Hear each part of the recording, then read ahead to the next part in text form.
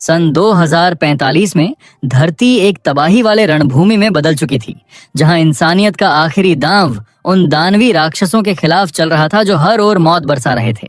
जंग इतनी क्रूर थी कि सिपाही चीखते चिल्लाते हुए एक एक करके गिर रहे थे। जमीन लहूलुहान थी और आसमान धुएं से भर चुका था। उसी अफरा तफरी के बीच एक विशालकाय दैत्य, जिसकी आंखें खून जैसी लाल चमक रही थीं, बचे खुचे सैनिकों के ऊपर झुका हुआ था। एक जवान सिपाही ने डर के मारे ऊपर देखा तो राक्षस का नुकीला टेंटेकल उसकी तरफ बढ़ रहा था। वो कुछ कर भी पाता उससे पहले ही एक आदमी ने बिजली की तरह वार करते हुए वो टेंटेकल काट दिया। दैत्य दर्द से दहाड़ा और वो शख्स, मिलिट्री कैप पहने हुआ हिम्मती इंसान, गुस्से से भरे हुए वार पे वार करने लगा। ब्लेड से उसके हाथ पैर चीर डाले, उसके जवाबी हमलों को फुर्ती से चकमा दिया और फिर पिस्टल निकालकर गोलियां दाग दी। जैसे ही राक्षस ढेर हुआ, उसने कांपते हुए सिपाही से कहा, उठ जा, अभी खत्म नहीं हुआ। वो था हनुंग, धरती की आखिरी डिफेंस फोर्स का कमांडर इन चीफ। इंसानियत सालों से लड़ रही थी, बस कुछ ही फाइटर बचे थे। हनुंग को यकीन था कि अब आखिरी मंजिल पास है। उसने अपने हाथ में एक चमकता डिवाइस निकाला, तभी जमीन पर गोल्डन मैजिक सर्कल बना और तेज रोशनी में वो गायब हो गया। पीछे बस उसकी राइफल रह गई। सिपाही ने हैरानी में उसका नाम पुकारा, लेकिन जवाब में बस सन्नाटा था। हनुंग ने खुद को एक अंधेरी जगह पर पाया जहां चमकती एनर्जी चेन से वो बंधा हुआ था और उसके चारों तरफ हुड पहने कुछ लोग खड़े थे जो हैरान थे कि उनका दूसरी दुनिया का हीरो वाला समन सच में काम कर गया। हनुंग तड़पते हुए बोला, ये कहाँ हूं मैं? तभी एक बूढ़ा आदमी आगे बढ़ा और बोला, स्वागत है हीरो, हमारे साम्राज्य को बचाओ, दानव राजा को खत्म करो। गुस्से में हनुंग गरजा, मैं कोरिया में होना चाहिए था, तुम लोग कौन हो? बूढ़े ने इशारा किया और तुरंत दर्द की लहर उसके शरीर में दौड़ गई। हनुंग चीख उठा। वो शख्स ठंडे लहजे में बोला, मत भिड़ो, बस आज्ञा मानो तो तकलीफ नहीं होगी। फिर बोला, दानव राजा को खत्म करो और शायद तब हम तुम्हें तुम्हारी दुनिया लौटा दें। पीड़ा और बेबसी से भरे चेहरे के साथ हनुंग ने उसकी आंखों में देखा, फिर मजबूरी में सिर हिला दिया। उस दिन से उसकी नई जिंदगी शुरू हुई, एक ऐसी जिंदगी जिसमें हर दिन लड़ाई, ट्रेनिंग और हुक्म का पालन था। 10 साल तक उसने इस साम्राज्य के लिए खून बहाया, जब तक कि आखिर उसने दानव राजा वालरोर को खत्म नहीं कर दिया। उसे लगा अब शायद वो आजाद है, अब वो घर जा सकेगा। लेकिन उसकी उम्मीद तब टूटी जब वही बूढ़ा नेता बोला कि अभी काम खत्म नहीं हुआ।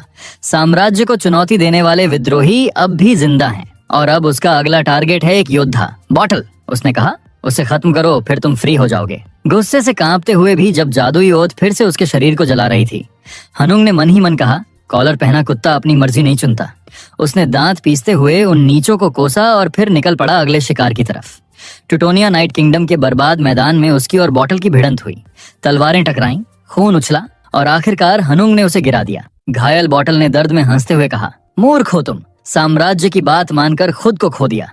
पछतावे में डूबा हनुंग बोला, मेरे पास कोई चॉइस नहीं थी। खून से सने होठों पर हल्की मुस्कान लिए बॉटल बोला, माफी मत मांगो, जल्द ही वो तुम्हें भी फेंक देंगे। और फिर उसकी आंखें हमेशा के लिए बंद हो गईं।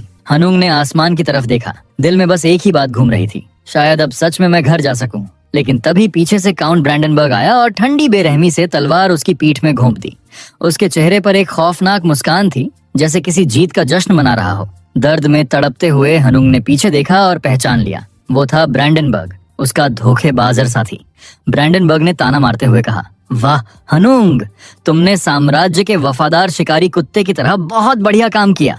हांफते हुए, खून उगलते हुए हनुंग को समझ आया कि घर लौटाने का उनका वादा बस झूठ था।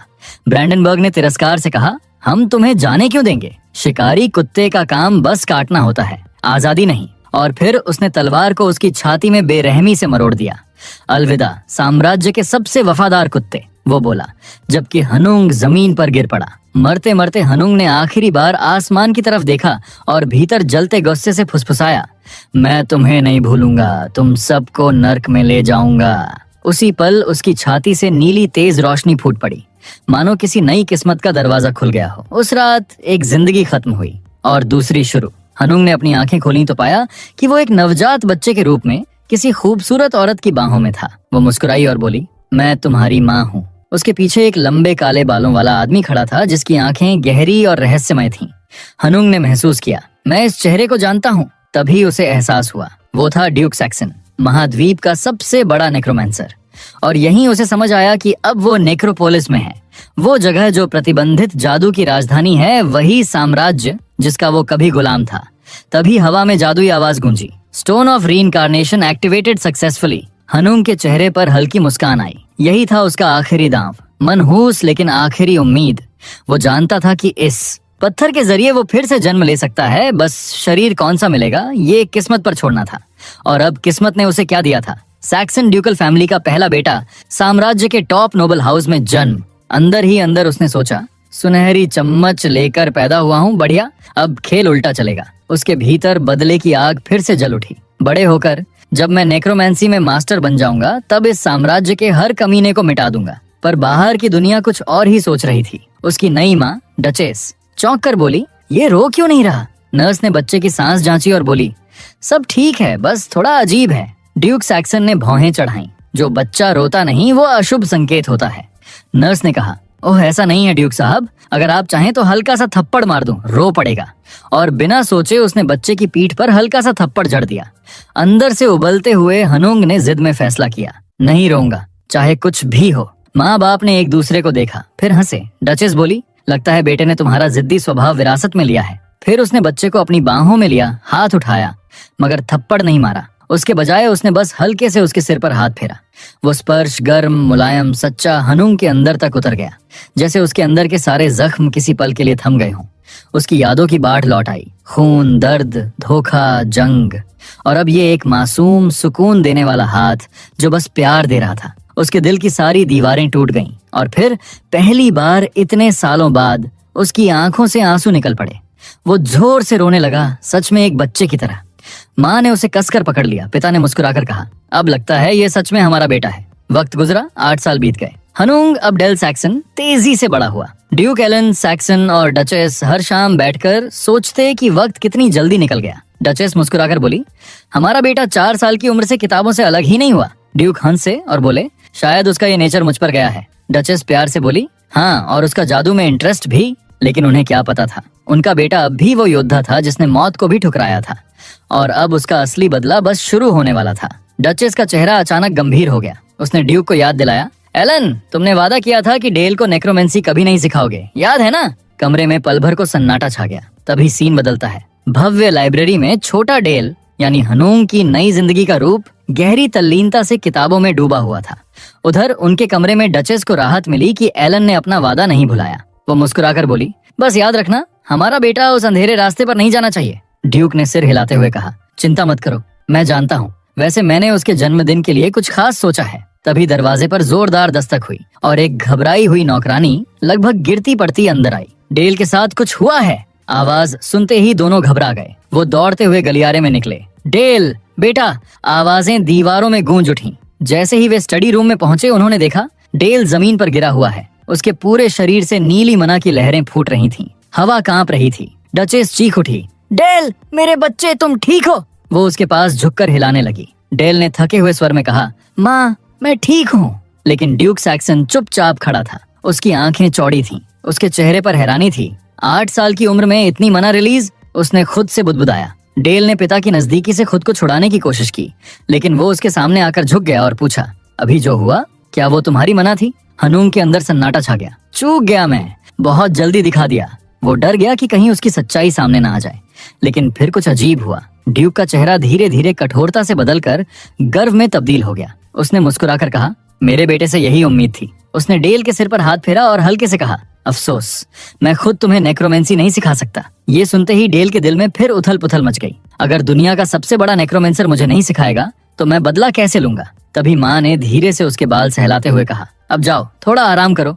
जैसे ही वो कमरे से निकला उसने पीछे पिता को अपनी माँ एलेना से कहते सुना, मुझे लगता है मुझे उसके जन्मदिन का परफेक्ट गिफ्ट मिल गया है। अगले दिन रात महल रोशनी से जगमगा रहा था। डेल का 8वां जन्मदिन। नॉयर ड्यूपोम के सारे बड़े रईस जमा थे। हंसी, संगीत और टोस्ट की आवाजें चारों ओर थीं।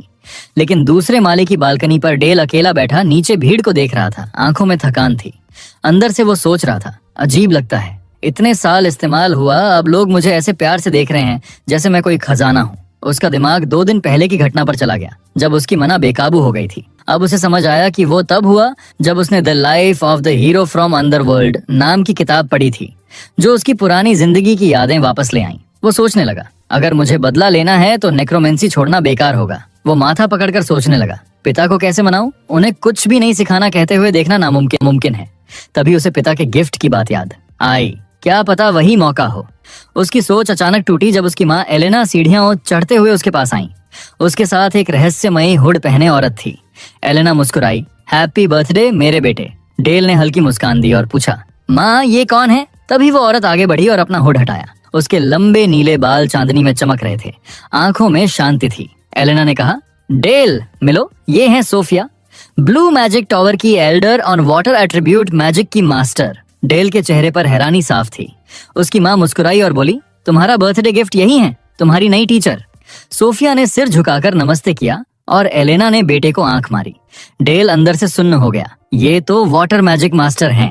डेल, क्या मैं तुमसे थोड़ी देर अकेले बात कर सकती हूँ? उसने हामी भरी। दोनों बर्फीले रास्ते पर चलते हुए बाहर निकले। कुछ दूर जाने के बाद सोफिया ने सीधा कहा, मुझे हिदायत दी गई है कि मैं तुम्हें सिर्फ वाटर मैजिक सिखाऊं। फिर उसने उसकी आंखों में देखा और मुस्कुराई। पर सच बताओ, तुम कुछ और सीखना चाहते हो ना? डेल ठिठक गया। उसे कैसे पता चला? उसकी सांस थम गई। पहली बार उसे लगा शायद ये औरत बाकी सबकी तरह नहीं है। सोफिया ने मुस्कुराते हुए कहा, नेक्रोमेंसी सीखने की चाह तो नेचुरल है, आखिर वो तुम्हारे पिता की सिग्नेचर आर्ट है। उसकी आवाज में एक रहस्यमयी सुकून था। फिर उसने धीरे से आगे झुककर कहा, पर तुम्हें शायद पता नहीं, तुम्हारे पिता की शादी से जुड़ी शर्तें पूरे साम्राज्य में मशहूर हैं। डेल ने हैरान होकर देखा, क्या मतलब? सोफिया ने गहरी सांस ली और बोली, जब ड्यूक एलन सैक्सन ने लेडी एलेना को रिझाना शुरू किया था तब वो उनसे डरती थी। उन्हें लगता था कि एलन की अंधेरी कला नेक्रोमेंसी एक श्राप है। तब तुम्हारे पिता ने उनका दिल जीतने के लिए एक वादा किया कि वो अपनी डार्क आर्ट कभी अपने बच्चों को नहीं सिखाएंगे। उसने हल्की हंसी में जोड़ा, उनकी शादी के दिन नॉयर मैजिक टावर के सारे एल्डर्स सफेद कपड़ों में आए थे, जो इस वचन की पवित्रता का प्रतीक था। फिर उसने गंभीर नजर से कहा, इसलिए तुम्हारे लिए अभी डार्क मैजिक सीखना मुश्किल होगा। लेकिन फिर उसके चेहरे पर वही चालाक आत्मविश्वासी मुस्कान लौटी। हालांकि अगर तुम मेरे साथ धैर्य रखो तो शायद मैं लेडी एलेना को किसी दिन मना सकूं। उसने आंखों में चमक लिए पूछा, तो क्या तुम मेरी गाइडेंस मानने को तैयार हो डेल सैक्सन? डेल ने सावधानी से कहा, पर तुम एक एल्फ हो, तुम्हें तो नेक्रोमेंसी से नफरत होनी चाहिए। सोफिया की मुस्कान और गहरी हो गई। दिलचस्प सवाल, उसने कहा, बताओ डेल, जब कोई पुजारी अपनी डिवाइन पावर से किसी मरते हुए इंसान को वापस जिंदा करता है तो क्या वो प्रकृति की इच्छा होती है? उसने अपने हाथ फैलाए और उसकी आंखों के सामने एक होलोग्राफिक विजन उभरा। एक संत किसी मरते इंसान पर हाथ रख रहा था और वो फिर सांस लेने लगा। अगर वो सही है, सोफिया बोली, तो नेक्रोमेंसी गलत क्यों? दोनों एक ही सिक्के के दो पहलू हैं। एक जीवन लौटाता है, दूसरा उसे बांधता है। उसकी खुली सोच ने डेल को चौंका दिया। ये बाकी एल्फों जैसी नहीं है, ये सच में अलग है। उसने मन में सोचा कि शायद यही टीचर उसकी राह बदल सकती है। सोफिया ने मुस्कुराते हुए ताली बजाई। तो चलो अब पहला लेसन शुरू करें। उसने डेल की तरफ देखा। तुम्हारे भीतर पहले से एक मना सर्कल का टुकड़ा बन चुका है। अब तुम्हारा गोल है उसे बढ़ाकर पहला पूरा सर्कल बनाना। डेल की आंखें चमक उठी। यही है शुरुआत, उसने सोचा। यहीं से शुरू होगा वो रास्ता जो मुझे बदला लेने की ताकत देगा। सोफिया ने कहा, हाथ अपने दिल पर रखो और ध्यान केंद्रित करो। डेल ने आंखें बंद की और उसके चारों तरफ नीली मना की चमक फैलने लगी। इस दुनिया में मना हवा की तरह बहती थी, लेकिन उसे संभालने के लिए जरूरी था एक मना हार्ट सर्कल, वो फिल्टर जो कच्ची ऊर्जा को सही दिशा देता है। उसने अपनी सांसों को स्थिर किया, फिर धीरे धीरे आसपास बिखरे मना के कणों को अपने दिल के पास खींचा, जैसे कोई नीली रोशनी एक केंद्र में इकट्ठी हो रही हो। फिर उसने मन ही मन कहा, अब घूमो। और अचानक उसके भीतर से ऊर्जा की एक लहर फूटी, नीली, साफ और परफेक्ट सर्कल के रूप में घूमती हुई। सोफिया अभी अपनी बात समझा ही रही थी। अब कोशिश करो धीरे धीरे उसे घुमाने की। आमतौर पर इसमें 1 महीना लगता है। तभी डेल ने आंखें खोली और हाथ उठाया। उसकी हथेली पर नीली ऊर्जा स्थिर और चमकदार बह रही थी। उसने कहा, हो गया। सोफिया का मुंह खुला रह गया। क्या अभी? वो बस अविश्वास में देखती रह गई। 8 साल का बच्चा जिसने अभी ट्रेनिंग शुरू की थी, कुछ ही मिनटों में पूरा मना सर्कल बना चुका था। उसने देखा नीली रोशनी उसके चारों ओर लहरों की तरह नाच रही थी। क्या ये बच्चा किसी पुराने महान जादूगर का पुनर्जन्म है? उसने खुद से सोचा। दिमाग में सवालों का तूफान था, मगर दिल में एक ही बात गूंज रही थी, ये बच्चा रॉ मिरेकल है। खुद को संभालते हुए उसने कहा, डेल, क्या तुम उस मना को सर्कल से बाहर निकालने की कोशिश कर सकते हो? डेल मुस्कुराया, जरूर। उसने गहरी सांस ली और जैसे ही मना को इकट्ठा किया, हनुंग के मन में अपनी पुरानी जिंदगी की यादें लौट आईं। वो तबाही, वो ताबीज जो उसके शरीर पर जादू उकेरता था, वो सीमित ताकत जो कभी बदले के लिए काफी नहीं थी। लेकिन अब ये दुनिया, ये शरीर और ये नीली मना, सब उसकी असली शुरुआत थी। लेकिन इस बार सब कुछ अलग था। डेल अब वही इंसान नहीं रहा था जो कभी असहाय मर गया था। अब वह अपने पिता की जन्मजात प्रतिभा के साथ पुनर्जन्मा था। उसके शरीर में मना ऐसे बह रही थी जैसे वह इसी के लिए बना हो। उसे महसूस हुआ कि शायद वह सिर्फ वाटर मैजिक ही नहीं बल्कि बाकी सभी तत्वों को भी सीख सकता है। उसने गहरी सांस ली, फिर उसने जोड़ा और अपनी इच्छा को केंद्रित करते हुए अपने पहले बने मना सर्कल से ऊर्जा को उंगलियों तक खींचा। नीली रोशनी उसकी हथेली पर चमकने लगी और उसके सामने हवा में एक जादुई वृत्त उभर आया। मना सघन होकर क्रिस्टल सी चमक में बदल गई, एक नुकीले प्रोजेक्टाइल के रूप में। उसने मन ही मन प्रण किया, यह पहला हथियार होगा, उस साम्राज्य के गले में उतरने वाले अनगिनत बाणों में से एक। और तभी एक परफेक्ट आइस बोल्ट उसकी हथेली पर जन्मा। सोफिया की आंखें फैल गईं। आमतौर पर किसी शुरुआती साधक से निकला मना शरीर से बाहर आते ही बिखर जाता है, लेकिन डेल ने उस ऊर्जा को न सिर्फ संभाला बल्कि उसे ठोस बर्फ के बाण में बदल दिया। डेल ने शांत स्वर में कहा, मैंने बस इसके रूप पर ध्यान दिया था, इसलिए इसकी शक्ति शायद कम हो। वाक्य अधूरा ही था कि उसने आइस बोल्ट छोड़ दिया। धड़ाम! आवाज पूरे खुले मैदान में गूंज उठी। दूर खड़ा विशाल पेड़ सीधा बीच से चटक गया, ठंडी धुंध और बर्फ के टुकड़ों के बीच गिर पड़ा। सोफिया के चेहरे पर अविश्वास था। वह पेड़ के पास जाकर घुटनों के बल झुकी। उसका तना पूरी तरह जम चुका था। उसने देखा बर्फ के निशान पेड़ को आर पार काटते हुए गुजरे थे। ये तो पूरी तरह ठोस क्रिस्टल बाण था। वह फुसफुसाई, एक 8 साल के बच्चे के लिए ऐसी सटीकता, ऐसी शक्ति, ये तो असंभव था। डेल ने मासूमियत से पूछा, क्या मैंने कुछ गलत किया टीचर? सोफिया ने मुस्कुराने की कोशिश की, लेकिन भीतर उसका दिमाग तेजी से चल रहा था। वह जानती थी उस स्पेल में जो मना का घुमाव, गति और संघनन का क्रम था, वो मिलिट्री ग्रेड जादू का गोल्डन रेशियो फार्मूला था। वह फार्मूला सिखाने में जादूगरों को सालों लगते हैं और यह बच्चा उसे अनजाने में ही प्रयोग कर गया। अब मैं समझती हूँ लॉर्ड नॉयर को इतना अफसोस क्यों था कि वो खुद इसे नहीं सिखा सके। उसने मन ही मन कहा। कुछ समय बाद सोफिया सीधे ड्यूक एलन सैक्सन के अध्ययन कक्ष में पहुंची। ड्यूक ने गंभीर स्वर में पूछा, तुम कहती हो तुम उसे सिखा नहीं सकती? वो बच्चा तो पहले ही सर्कल बना चुका है कुछ ही मिनटों में। सोफिया ने शांत लेकिन ठंडे स्वर में कहा, महाराज समस्या यही है। जैसे ही उसने पहला सर्कल पूरा किया, उसने तुरंत एक परफेक्ट घातक जादू चला दिया। एलन चौंक गए। क्या कहा तुमने? सोफिया ने सिर झुकाया। वह आइस बोल्ट सैन्य जादू के स्वर्ण अनुपात में बना था। एक 8 वर्ष का बच्चा नहीं कर सकता। ड्यूक की आंखों में अविश्वास और गर्व दोनों झलक रहे थे। तो तुम ये कहना चाहती हो कि वह जन्म से ही हत्यारा स्वभाव रखता है?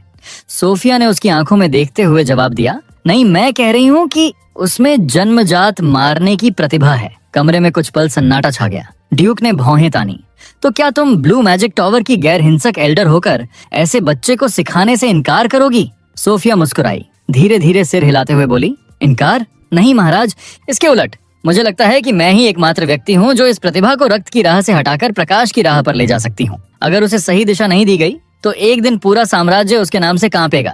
ड्यूक थोड़े मानने लगते हैं, लेकिन तभी सोफिया बड़ी शांति से नोयर लॉर्ड की काली जादू की बात छेड़ देती है और कहती है कि डेल के अंदर पहले से ही एक अलग रास्ता बन चुका है। ड्यूक का चेहरा तुरंत सख्त हो जाता है क्योंकि उसे एहसास होता है कि उसका बेटा शायद वही जादू सीखना चाहता है जिससे वो खुद डरता था। सोफिया सीधे बोलती है कि उसने एलाना और ड्यूक की लव स्टोरी के बारे में सुना है और उसे उनके वादे की बहुत इज्जत है, लेकिन वो साफ कहती है कि ये वादा उसके बच्चे के भविष्य का फैसला करने का हक नहीं देता, खासकर जब वो बच्चा इतना बड़ा टैलेंट लेकर पैदा हुआ हो। इसी बीच बाहर डेल दरवाजे के पास कान लगाकर सब सुनने की कोशिश कर रहा होता है, लेकिन कुछ समझ नहीं आता तो वो स्लाइड होकर जमीन पर बैठ जाता है और सोचने लगता है कि अंदर जरूर उसी की बातें हो रही हैं। वो अपने पहले लेसन के बारे में सोचता है और मानता है कि उसने खुद नहीं सोचा था कि उसका पहला जादू इतना जबरदस्त निकलेगा। उसे सोफिया के चेहरे का वो हैरान एक्सप्रेशन याद आता है और वो ठान लेता है कि अब से उसे अपनी पावर को कंट्रोल में रखना होगा, वरना सब कुछ बिगड़ सकता है। तभी पीछे से कोई आवाज लगाता है, डेल! वो सिर उठाता है तो देखता है एक चमचमाती आर्मर पहने मुस्कुराता हुआ आदमी उसकी तरफ आ रहा है।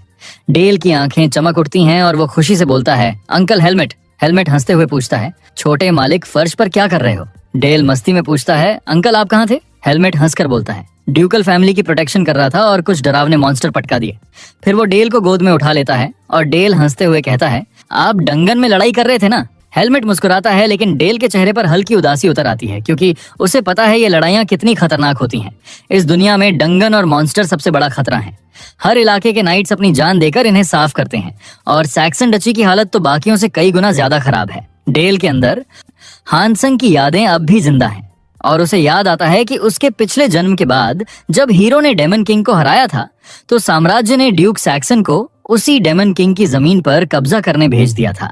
यानी असल में साम्राज्य ने सारा गंद साफ करने का काम उन पर डाल दिया था। ये सोचकर डेल के होंठों पर एक तिरछी मुस्कान आती है। क्लासिक लेफ्ट ओवर डंपिंग, वो मन ही मन सोचता है। अब वो हेलमेट की तरफ देखता है और कहता है, अंकल अपना ध्यान रखना। हेलमेट थोड़ा इमोशनल होकर पूछता है, क्या छोटे मालिक मेरी फिक्र कर रहे हैं? डेल सीरियस होकर बोलता है, आप अच्छे लग रहे हैं लेकिन फिर भी ध्यान रखना। तभी पीछे से ड्यूक एलन सैक्सन कमरे से निकलते हैं। हेलमेट तुरंत घुटनों पर झुककर सलाम करता है। ड्यूक सिर हिलाकर उसकी मेहनत की तारीफ करते हैं। उसी वक्त डचेस एलेना भी आ जाती हैं और उनके चेहरे पर प्यारी सी मुस्कान खिल उठती है। वो दौड़कर डेल को गोद में लेकर कहती हैं, मुझे पता चला तुमने फर्स्ट सर्कल बना लिया, मैं बहुत प्राउड हूँ। वो झुककर उसके गाल से गाल मिलाती हैं और डेल भी मासूमियत से उनके गाल से चेहरा सटाता है। उसी पल ड्यूक भी पास आते हैं और बेटे की तारीफ करते हुए कहते हैं, अगर तुम कुछ इनाम चाहो तो बताओ। डेल थोड़ा घबरा जाता है। उसका मन तो चाहता है वो बोले, मुझे नेक्रोमेंसी सिखाओ पापा, लेकिन वो जानता है ऐसा कहने से सब शक कर लेंगे।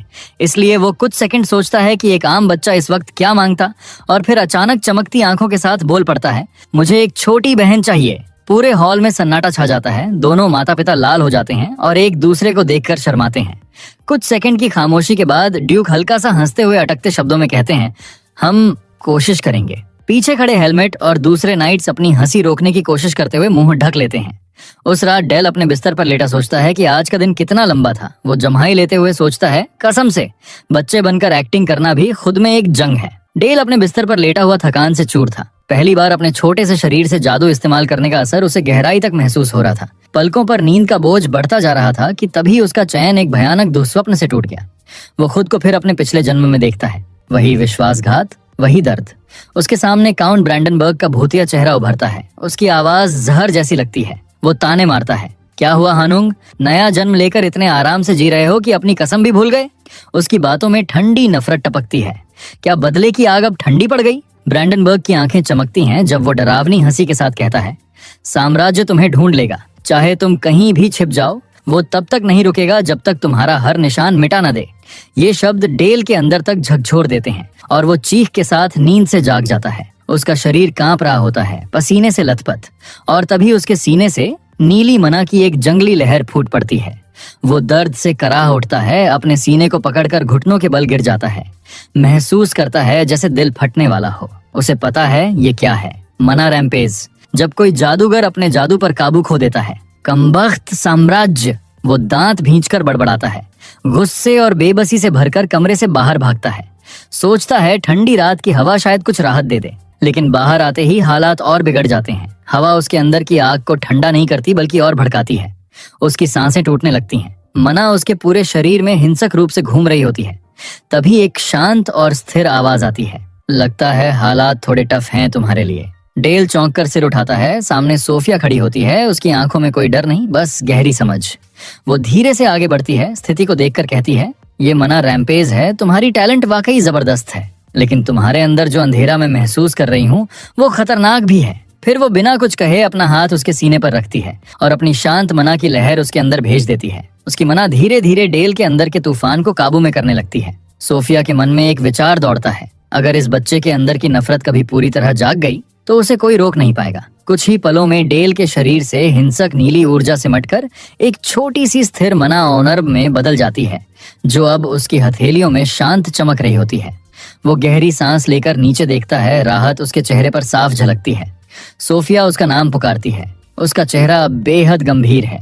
डेल, तुम्हारी ये टैलेंट ही तुम्हारी सबसे बड़ी चेतावनी है। तुम्हारा जादू न बनाने के लिए है, न ठीक करने के लिए, बल्कि छीनने के लिए है, जिंदगियां खत्म करने के लिए। उसकी बात सुनकर डेल चुप रहता है और तभी वो उसे एक भारी काले रंग की किताब देती है जिसके कवर पर पेंटाग्राम उकेरा हुआ है। शायद इसलिए किस्मत चाहती थी कि मैं ही तुम्हें सिखाऊं, वो कहती है और उसके हाथों में वो किताब थमा देती है। किताब से गहरी ठंडी ऊर्जा उठती है। डेल की उंगलियां कांप उठती हैं। वो पहचान जाता है, ये नेक्रोमेंसी की किताब है। सोफिया हल्की मुस्कान के साथ धीरे से कहती है, शायद किस्मत ने तय किया कि मैं तुम्हारे साथ रहूं, और हाँ, हैप्पी बर्थडे डेल। उसके शब्दों में अजीब सी गर्माहट थी और डेल का दिल जैसे पिघल गया। बिना कुछ सोचे वो आगे बढ़कर सोफिया को कसकर गले लगा लेता है। उसका चेहरा उसके कमर से लगा हुआ है। उसकी आंखें भीगने लगती हैं। सोफिया मुस्कुराती है, उसका सिर सहलाते हुए चिढ़ाती है, अरे वाह, इतना इमोशनल नीडी हो गए हो क्या?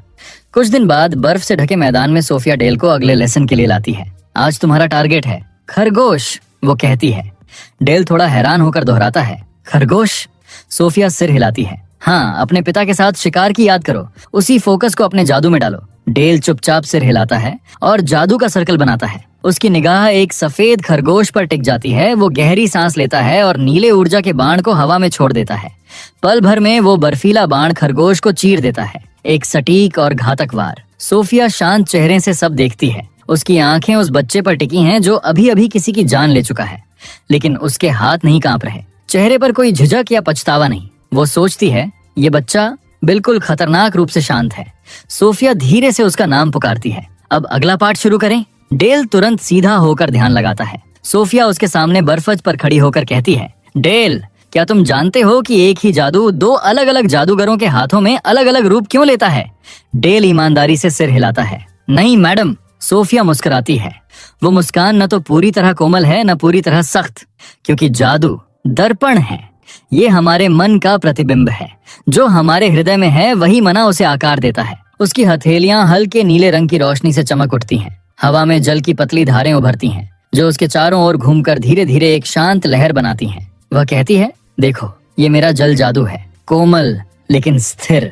यह दिखाता है कि जादूगर का भीतर कैसा है। हर मंत्र उसके मन की छवि है। डेल उसकी बातों को गंभीरता से सुनता है। उसकी कनपटियों पर पसीने की एक बूंद ढुलकती है। सोफिया आगे समझाती है, फायरवॉल या आइसलांस जैसे मंत्र नाम केवल प्रतीक हैं, जो हमें अपने मन की छवि को स्थिर करने में मदद करते हैं।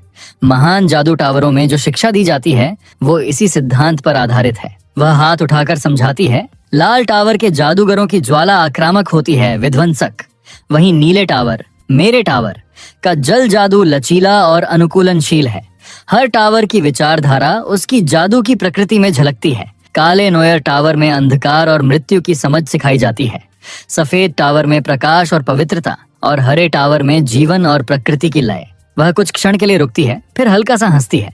लेकिन शायद ये चर्चा तुम्हारे लिए अभी थोड़ी जल्दी है। इसके साथ ही वह अपने बैग से एक मृत खरगोश निकालती है, बर्फ पर रखकर कहती है, अब तुम्हारा पहला नेक्रोमेंसी पार्ट शुरू करते हैं। सबसे मूल काला जादू, जॉम्बी को बुलाना। डेल की आंखों में जिज्ञासा और ध्यान दोनों झलकते हैं।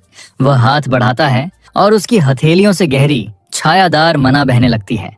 वह ऊर्जा धीरे धीरे मृत खरगोश के शरीर में समा जाती है। डेल सावधानी से मना की डोरियां जोड़ता है, सिर, रीढ़ और पैरों के जोड़ पर, और धीरे धीरे उसे खड़ा होने के लिए मजबूर करता है। खरगोश का निर्जीव शरीर झटके से हिलता है, फिर उसकी आंखों में लाल रोशनी जल उठती है। सोफिया की आंखों में क्षण भर के लिए आश्चर्य चमकता है। बहुत अच्छा, वह कहती है, पहले ही प्रयास में सफल। फिर वह गंभीरता से पूछती है, अब अगले चरण के लिए तैयार हो? डेल उत्साहित होकर सिर हिलाता है। हाँ मास्टर। तो फिर वह निर्देश देती है, अब इस मृत जीव पर फ्रोजन आर्मर लागू करो। डेल गहरी सांस लेता है, ध्यान केंद्रित करता है। नीली मना उसके चारों ओर सघन होकर क्रैकल करने लगती है। वह हाथ उठाकर मंत्र बोलता है और ठंडी हवा की लहर उसके सामने फूटती है। कुछ ही क्षणों में मृत खरगोश के शरीर पर धारदार बर्फ के टुकड़े जम जाते हैं। पारदर्शी परंतु मजबूत क्रिस्टल जैसा कवच। सोफिया संतोष पूर्वक सिर हिलाती है। आकार सही है और कार्यान्वयन भी अच्छा। फिर वह पीछे हटती है। अब इसकी परीक्षा करते हैं। वह अपनी हथेली से बर्फ का एक तेज बाण बनाती है, साधारण नहीं बल्कि अपने स्तर का शक्तिशाली आइस बोल्ट, और सीधे उस जम्बी की ओर फेंकती है। बाण तीव्र गति से टकराता है और कवच के टुकड़े टूटकर उड़ जाते हैं, मगर खरगोश खड़ा रहता है। उसने वार सह लिया। डेल की आंखें चमक उठती हैं। वह खुशी से कहता है, मैंने मास्टर का हमला रोक लिया। सोफिया हल्की मुस्कान के साथ सिर हिलाती है। उत्कृष्ट डेल, तुम्हारी प्रगति उम्मीद से तेज है। डेल उसके चेहरे की ओर देखता है। उसकी आंखों में उम्मीद है, जज्बा है। वह झिझकते हुए बोलता है, मास्टर, अगर आप अनुमति दें तो क्या आप मुझे सिर्फ अंधकार कला ही नहीं बल्कि जल जादू को भी बेहतर ढंग से सिखा सकती हैं? उसकी आवाज में मासूम दृढ़ता थी। सोफिया क्षण भर चुप रहती है। उसकी आंखों में एक हल्की, पढ़ न सकने वाली मुस्कान उभरती है। फिर वह केवल एक शब्द कहती है, नहीं। डेल का चेहरा सफेद पड़ जाता है। उसकी सांस जैसे अटक जाती है। सोफिया धीरे से समझाती है, जो तुमने अभी किया वो अभी भी जल जादू का सबसे बुनियादी रूप है। जल तत्व को समझने के लिए केवल कौशल नहीं, गहराई चाहिए, आत्मज्ञान चाहिए। अधिकांश नवशिक्षुओं के लिए एक ही जादू को स्थिर करना कठिन होता है। दो अलग अलग जादुओं को एक साथ साध लेना, यह केवल दुर्लभ डुअल मेग्स के लिए संभव है। वह उसकी ओर देखती है, उसकी आवाज में कोमल दृढ़ता होती है। तुम्हारे भीतर अंधकार का वरदान है डेल। जल की शांति तुम्हारे भीतर अब भी जगह नहीं बना सकती। डेल चुप रहता है, मुट्ठियां भींचे हुए, पर उसकी आंखों में बुझी आग फिर से धकने लगती है। सोफिया कुछ पल के लिए उसे देखती रहती है। उसकी आंखों में हैरानी और अविश्वास दोनों हैं। वो धीरे से बुदबुदाती है, एक 8 साल का बच्चा ऐसा कर गया? ये तो लगभग असंभव है। उसके पेशेवर नजरिए से देखें तो डेल की यह मांग 2 अलग अलग जादू एक साथ सीखने की हद से ज्यादा महत्वाकांक्षी लगती है, लगभग अव्यावहारिक। लेकिन डेल मासूमियत का अभिनय करते हुए हल्का सा चौंकने का नाटक करता है। महत्वाकांक्षा? मास्टर, आपने तो कहा था कि हम दोनों साथ मिलकर रास्ता ढूंढेंगे, है ना? उसकी आवाज में मासूम चोट की झलक थी, जैसे वो कह रहा हो कि सोफिया अब अपने ही वादे से पीछे हट रही है। उसकी यह चाल सीधी दिल पर लगती है। सोफिया क्षण भर के लिए असहज हो जाती है। उसके होंठ खुलते हैं, पर जवाब नहीं निकलता। कुछ पल की खामोशी के बाद वह अचानक गंभीर स्वर में कहती है, आज का पाठ यहीं खत्म। फिर बिना पीछे देखे मुड़ जाती है। लेकिन डेल की आंखों में हार नहीं थी। रात ढलती है और पूरे महल में सन्नाटा छा जाता है। डेल अकेला विशाल अध्ययन कक्ष में पहुंचता है। चारों ओर ऊंचे ऊंचे बुकशेल्फ, धूल भरी पुरानी किताबें और एक अकेली मोमबत्ती की लौ। वह एक मोटा सा ग्रंथ उठाता है और बुदबुदाता है, अगर वो नहीं सिखाएंगी तो मैं खुद सीख लूंगा, मुझे कोई नहीं रोक सकता। उसके शब्दों के साथ ही कमरा हल्के हल्के कांपने लगता है। किताबों के पन्ने अपने आप पलटने लगते हैं और गहरे बैंगनी रंग की मना उसके चारों ओर घूमने लगती है। उसके चारों तरफ अंधेरी ऊर्जा का भंवर बनता है। मेज पर रखी किताबें हवा में उड़ जाती हैं, जैसे गुरुत्वाकर्षण ने काम करना बंद कर दिया हो। डेल की आंखों में नीली और बैंगनी रोशनी की चमक झलकती है और वो पूरी रात जागकर अभ्यास में डूब जाता है, अकेला लेकिन अटूट। अगली सुबह बर्फीली मैदानों में एक आवाज गूंजती है, डेल! वो चौंक कर सिर उठाता है। सामने सोफिया खड़ी है, हल्की चिंता के साथ। तुम्हारी हालत देखो, लगता है रात भर सोए नहीं। डेल मुस्कुराता है, अपनी थकी हुई आंखों को छिपाते हुए। मैंने कुछ खास तैयार किया है आपके लिए। सोफिया सिर हिलाती है, खुद को इतना मत थकाओ डेल। पर वो बस हंस कर जवाब देता है, मैं तैयार हूँ मास्टर, बस देखिए। वो हाथ फैलाता है और जमीन पर एक गहरा घूमता हुआ डार्क मैजिक सर्कल उभर आता है। उसके इशारे पर बर्फीली कवच में लिपटा मृत खरगोश सामने आता है। सोफिया की आंखों में आश्चर्य झलकता है। सिर्फ एक रात में तुमने मूल तकनीक पर पकड़ बना ली। पर डेल यही नहीं रुकता। अचानक खरगोश के कवच पर दरारें पड़ती हैं, बर्फ चमकने लगती है। फिर धड़ाम, कवच विस्फोट के साथ फट पड़ता है। चारों दिशाओं में नुकीले बर्फीले टुकड़े उड़ते हैं। सोफिया की आंखें फैल जाती हैं। ये तो आइस एक्सप्लोजन है। लेकिन उसका झटका यहीं नहीं रुकता। खरगोश की लाल आंखें और गहरी हो जाती हैं और उसके पंजों के बीच एक घूमता हुआ काला गोला बनने लगता है, डार्क एनर्जी का घना गोला। क्षण भर बाद वो गोला फट पड़ता है, धम, और उससे निकलती ऊर्जा बर्फीले टुकड़ों को और भी तेजी से उछाल देती है, जैसे दर्जनों धारदार ब्लेड हवा चीरते हुए निकल रहे हों। सोफिया तुरंत प्रतिक्रिया देती है। उसके चारों ओर चमकदार षटकोणीय बैरियर बन जाता है जो उन टुकड़ों को रोक लेता है। धूल बैठने के बाद वह हतप्रभ खड़ी रह जाती है। उसकी ढाल अब भी हल्की चमक रही है। डेल एकदम शांत स्वर में बोलता है, मैंने 2 अलग अलग जादू, कॉर्प्स एक्सप्लोजन और आइस एक्सप्लोजन को मिलाया है। डार्क और वाटर एट्रीब्यूट दोनों को एक हमले में संयोजित किया है। वो मुस्कुराकर दिखाता है। उसके एक हाथ में नीले रंग की जल गेंद तैर रही है और दूसरे में घूमती हुई अंधकार की ऊर्जा। अब बताइए मास्टर, क्या अब मैं डुअल मेज कहलाने लायक हूँ? सोफिया अपनी बैरियर के भीतर खड़ी उसे देखती है। उसके चेहरे पर विस्मय की परछाई है। उसने ऐसा संयोजन कभी नहीं देखा था। मृत शरीर का विस्फोट जो बर्फ और हड्डियों के टुकड़ों को घातक प्रक्षेप्य बना दे। वह धीरे धीरे घुटनों के बल बैठती है, जमीन पर गिरे बर्फ के टुकड़े उठाती है, नुकीले, सटीक, घातक। वो मन ही मन सोचती है, उसका जादू रचनात्मक नहीं है, यह विध्वंस के लिए बना है। और उसी क्षण उसे एहसास होता है, डेल सैक्सन का रास्ता बाकी सभी से अलग है। सोफिया के दिल में एक अजीब सी सिहरन दौड़ जाती है। डेल का जादू किसी कलाकार की रचना नहीं, बल्कि किसी योद्धा के कत्लेआम का तरीका लगता है। ये जादू खूबसूरत नहीं, खून से लिखा हुआ है। वो सोचती है, आखिर इस छोटे से बच्चे के दिल में कैसी भयानक तस्वीरें बसी हैं जो उसके जादू में इतनी मारक नियत झलकती है।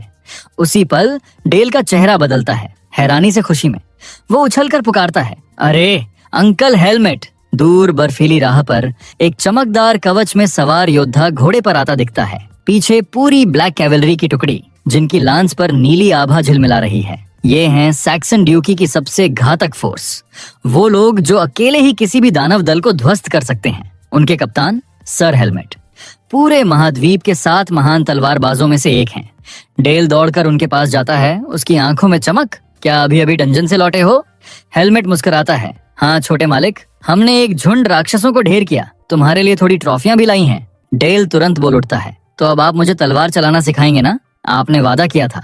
हेलमेट हंसकर कहता है, वादा नहीं भूलता मैं छोटे सरदार, बस थोड़ा बड़ा हो जाओ। वो सिर पर हाथ फेरता है, फिर कहता है, ठंड में ज्यादा मत रुको, अंदर चलो। फिर अपनी फोर्स के साथ बर्फीली हवा में गुम हो जाता है। सोफिया मुस्कुराती है, चलो अब हमें भी लौटना चाहिए। डेल सिर झुकाकर कहता है, जी मास्टर। उस रात सोफिया ड्यूक एलन सैक्सन और डचेस एलेना के सामने बैठी होती है। उसके चेहरे पर शांति है, लेकिन जो खबर वो देती है उसने दोनों को हिला दिया। आपका बेटा, वो शुरू करती है। सिर्फ वाटर मैजिक ही नहीं बल्कि नेक्रोमैंसी का भी पहला सर्कल मास्टर कर चुका है। कमरे में सन्नाटा छा जाता है। ड्यूक एलन का स्वर कठोर हो उठता है, हमने तो सिर्फ वाटर मैजिक सिखाने को कहा था। सोफिया झुककर जवाब देती है, मुझे पता है, पर एक गुरु के तौर पर मैं उसके भीतर के जज्बे को अनदेखा नहीं कर सकी। वो सीमाओं में बंधने वाला नहीं है। एलेना गहरी सांस लेकर कहती है, अगर वही चाहता है तो उसे सीखने दो, बस ध्यान रखना वो भटक न जाए। सोफिया सिर झुकाती है, मैं वादा करती हूँ। फिर वो शांत स्वर में कहती है, अगर किसी से माफी मांगनी है तो आपसे, क्योंकि मैंने आपकी शर्त तोड़ी। वो चली जाती है। दरवाजा बंद होते ही एलेना और एलन कुछ देर खामोश बैठते हैं। फिर एलेना फुसफुसाती है, 8 साल की उम्र में डुअल मेज, यकीन नहीं होता। ड्यूक मुस्कुराता है, आंखों में गर्व और डर दोनों। वो हमारा बेटा है, डरने लायक भी है और गर्व करने लायक भी। फिर उसका चेहरा गंभीर हो जाता है। एलेना, मैंने बहुत सोचा, मैं चाहता हूँ मैं खुद उसे नेक्रोमैंसी सिखाऊं। एलेना चौंकती है, एलन तुम्हारा वादा। वो बीच में बोलता है, मुझे पता है, पर वो सिर्फ मेरा बेटा नहीं, मेरा उत्तराधिकारी है। उसे ताकत चाहिए, ऐसी ताकत जो किसी से डरे नहीं। वो रुकता है, उसकी आवाज में भावना घुल जाती है। एक पति के तौर पर नहीं, एक पिता के तौर पर मैं उसे अपनी विरासत देना चाहता हूँ। एलेना की आंखों में नरमी उतरती है। वो आगे बढ़कर उसे गले लगाती है, अगर तुम ये करने जा रहे हो तो उसे इतना ताकतवर बनाओ कि दुनिया उसे जज करने की हिम्मत न करे। ड्यूक उसकी कमर थाम लेता है, आवाज भारी, कसम है मुझे, वो अब तक का सबसे महान नेक्रोमैंसर बनेगा।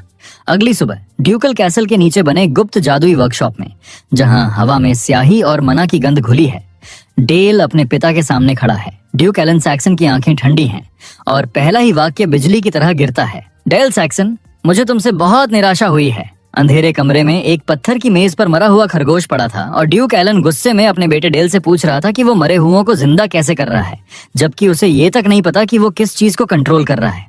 डेल खुद को समझाते हुए बोला कि उसने बस वही किया जो सोफिया ने सिखाया था, मगर ड्यूक ने सख्ती से मना किया कि उसकी ट्रेनिंग में ऐसी घटिया स्पेल्स की कोई जगह नहीं है। उसने कहा, असली जादू से पहले दिमाग की ट्रेनिंग जरूरी है। फिर उसने डेल को किताबों के ढेर के सामने बिठा दिया और आदेश दिया कि वो हर जीव के बोन और मसल स्ट्रक्चर को जुबानी याद करे।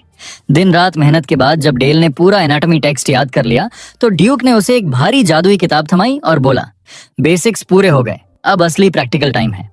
लेकिन जैसे ही डेल ने देखा कि सामने एक गॉब्लिन की लाश रखी है, उसकी आंखें हैरानी से फैल गईं। ड्यूक मुस्कुराया और बोला, यही फर्क है एक नौसिखिए और एक सच्चे नेक्रोमैंसर में, जहां कमजोर जादूगर किसी तलवारबाज को बस लाश बनाकर खड़ा कर सकता है, वहीं असली मास्टर एक आम सिपाही को डेथ नाइट में बदल देता है। उसने गॉब्लिन की लाश की तरफ इशारा किया और बोला, अब बता बेटा, तू इसे कैसे जिंदा करेगा? डेल ने गहरी सांस ली। उसका छोटा शरीर पर्पल मना के घूमते तूफान से घिर गया। उसे महसूस हुआ ये काम खरगोश से कहीं ज्यादा जटिल है। उसने अपनी पूरी ताकत से एक चमकता हुआ जादुई धागा गॉब्लिन के शरीर में छोड़ा। लाश हल्का सा हिली, मगर जैसे जैसे उसने सख्ती बढ़ाई ताकि शरीर टफ हो जाए, उसकी गलती सामने आ गई। जॉइंट्स और मसल्स इतने कठोर हो गए कि गॉब्लिन हिल भी नहीं पाया। तभी ड्यूक ने उसके कंधे पर हाथ रखा और बोला, आइडिया सही था, मगर ज्यादा कठोर बना दोगे तो चलने की ताकत ही चली जाएगी। फिर उसकी आंखों में खतरनाक चमक आई और उसने कहा, अब ध्यान से देख। उसने अपना डार्क जादू छोड़ा, हवा में काला बवंडर उठा और गॉब्लिन की लाश हवा में तैरने लगी। उसके शरीर से पर्पल बिजली फूट रही थी। ड्यूक ने समझाना शुरू किया, रिब केज का काम है अंदरूनी अंगों की हिफाजत करना, लेकिन जब कोई मर चुका है तो क्या बचाना। इतना कहकर उसने गॉब्लिन की हड्डियां मोड़ दी। रिब केज फटकर लंबी लंबी बोन ब्लेड्स में बदल गईं, जो उसके सीने से बाहर निकलीं। फिर उसने हल्की मुस्कान के साथ कहा, नेक्रोमैंसर का असली हुनर है अपने टारगेट की बनावट समझना और उसे अपनी जरूरत के हिसाब से बदलना। डेल की आंखें डर और हैरत से चौड़ी हो गईं। माथे पर पसीने की बूंद लुढ़की और उसने पहली बार महसूस किया कि यह जादू कितना डरावना और गहरा है। ड्यूक एलन सैक्सन उस भयानक गॉब्लिन के पास खड़ा होकर बोला, यही है ब्लैक मैजिक की जड़, समझना और उसे बदलना। उस पल डेल ने अपने पिता की तरफ देखा। उसकी आंखों में डर नहीं, एक नई जिद चमक रही थी। उसने कहा, पिता मुझे सिखाइए नॉयर मैजिक टावर की असली सोच, उसका माइंडसेट।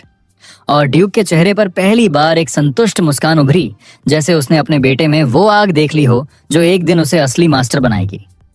ड्यूक अपने बेटे की समझदार बात सुनकर मुस्कुराया, फिर झुककर उसकी आंखों में देखते हुए बोला, क्या सच ही वो चीज है जिसे तू ढूंढ रहा है? उसकी भारी आवाज कमरे में गूंज उठी। फिर उसने धीरे से कहा, हमारे विश्वास की सबसे बड़ी सच्चाई यही है कि असली सत्य हमेशा मौत के भीतर छिपा होता है और उसे समझने के लिए पहले जिंदगी के वजह को महसूस करना पड़ता है। उसी पल डेल की आंखों के सामने चमकदार फ्लैशबैक उभरा। वो फिर से हान सुंग बन गया था, जंग के मैदान में जहां चारों तरफ आग, राख और लाशें बिखरी थीं। एक आदमी उसके सामने घुटनों पर बैठा अपनी जान की भीख मांग रहा था, मगर हान सुंग की आंखों में दया नहीं थी। उसने बिना झिझक अपना खून से लथपथ तलवार उठाई और आदमी की चीख के साथ उसे 2 टुकड़ों में काट दिया। वो याद इतनी दर्दनाक थी कि डेल का चेहरा फीका पड़ गया, सांसें तेज हो गईं, पसीने की बूंदें माथे से बह निकलीं। तभी ड्यूक ने चिंतित होकर पुकारा, डेल तू ठीक है?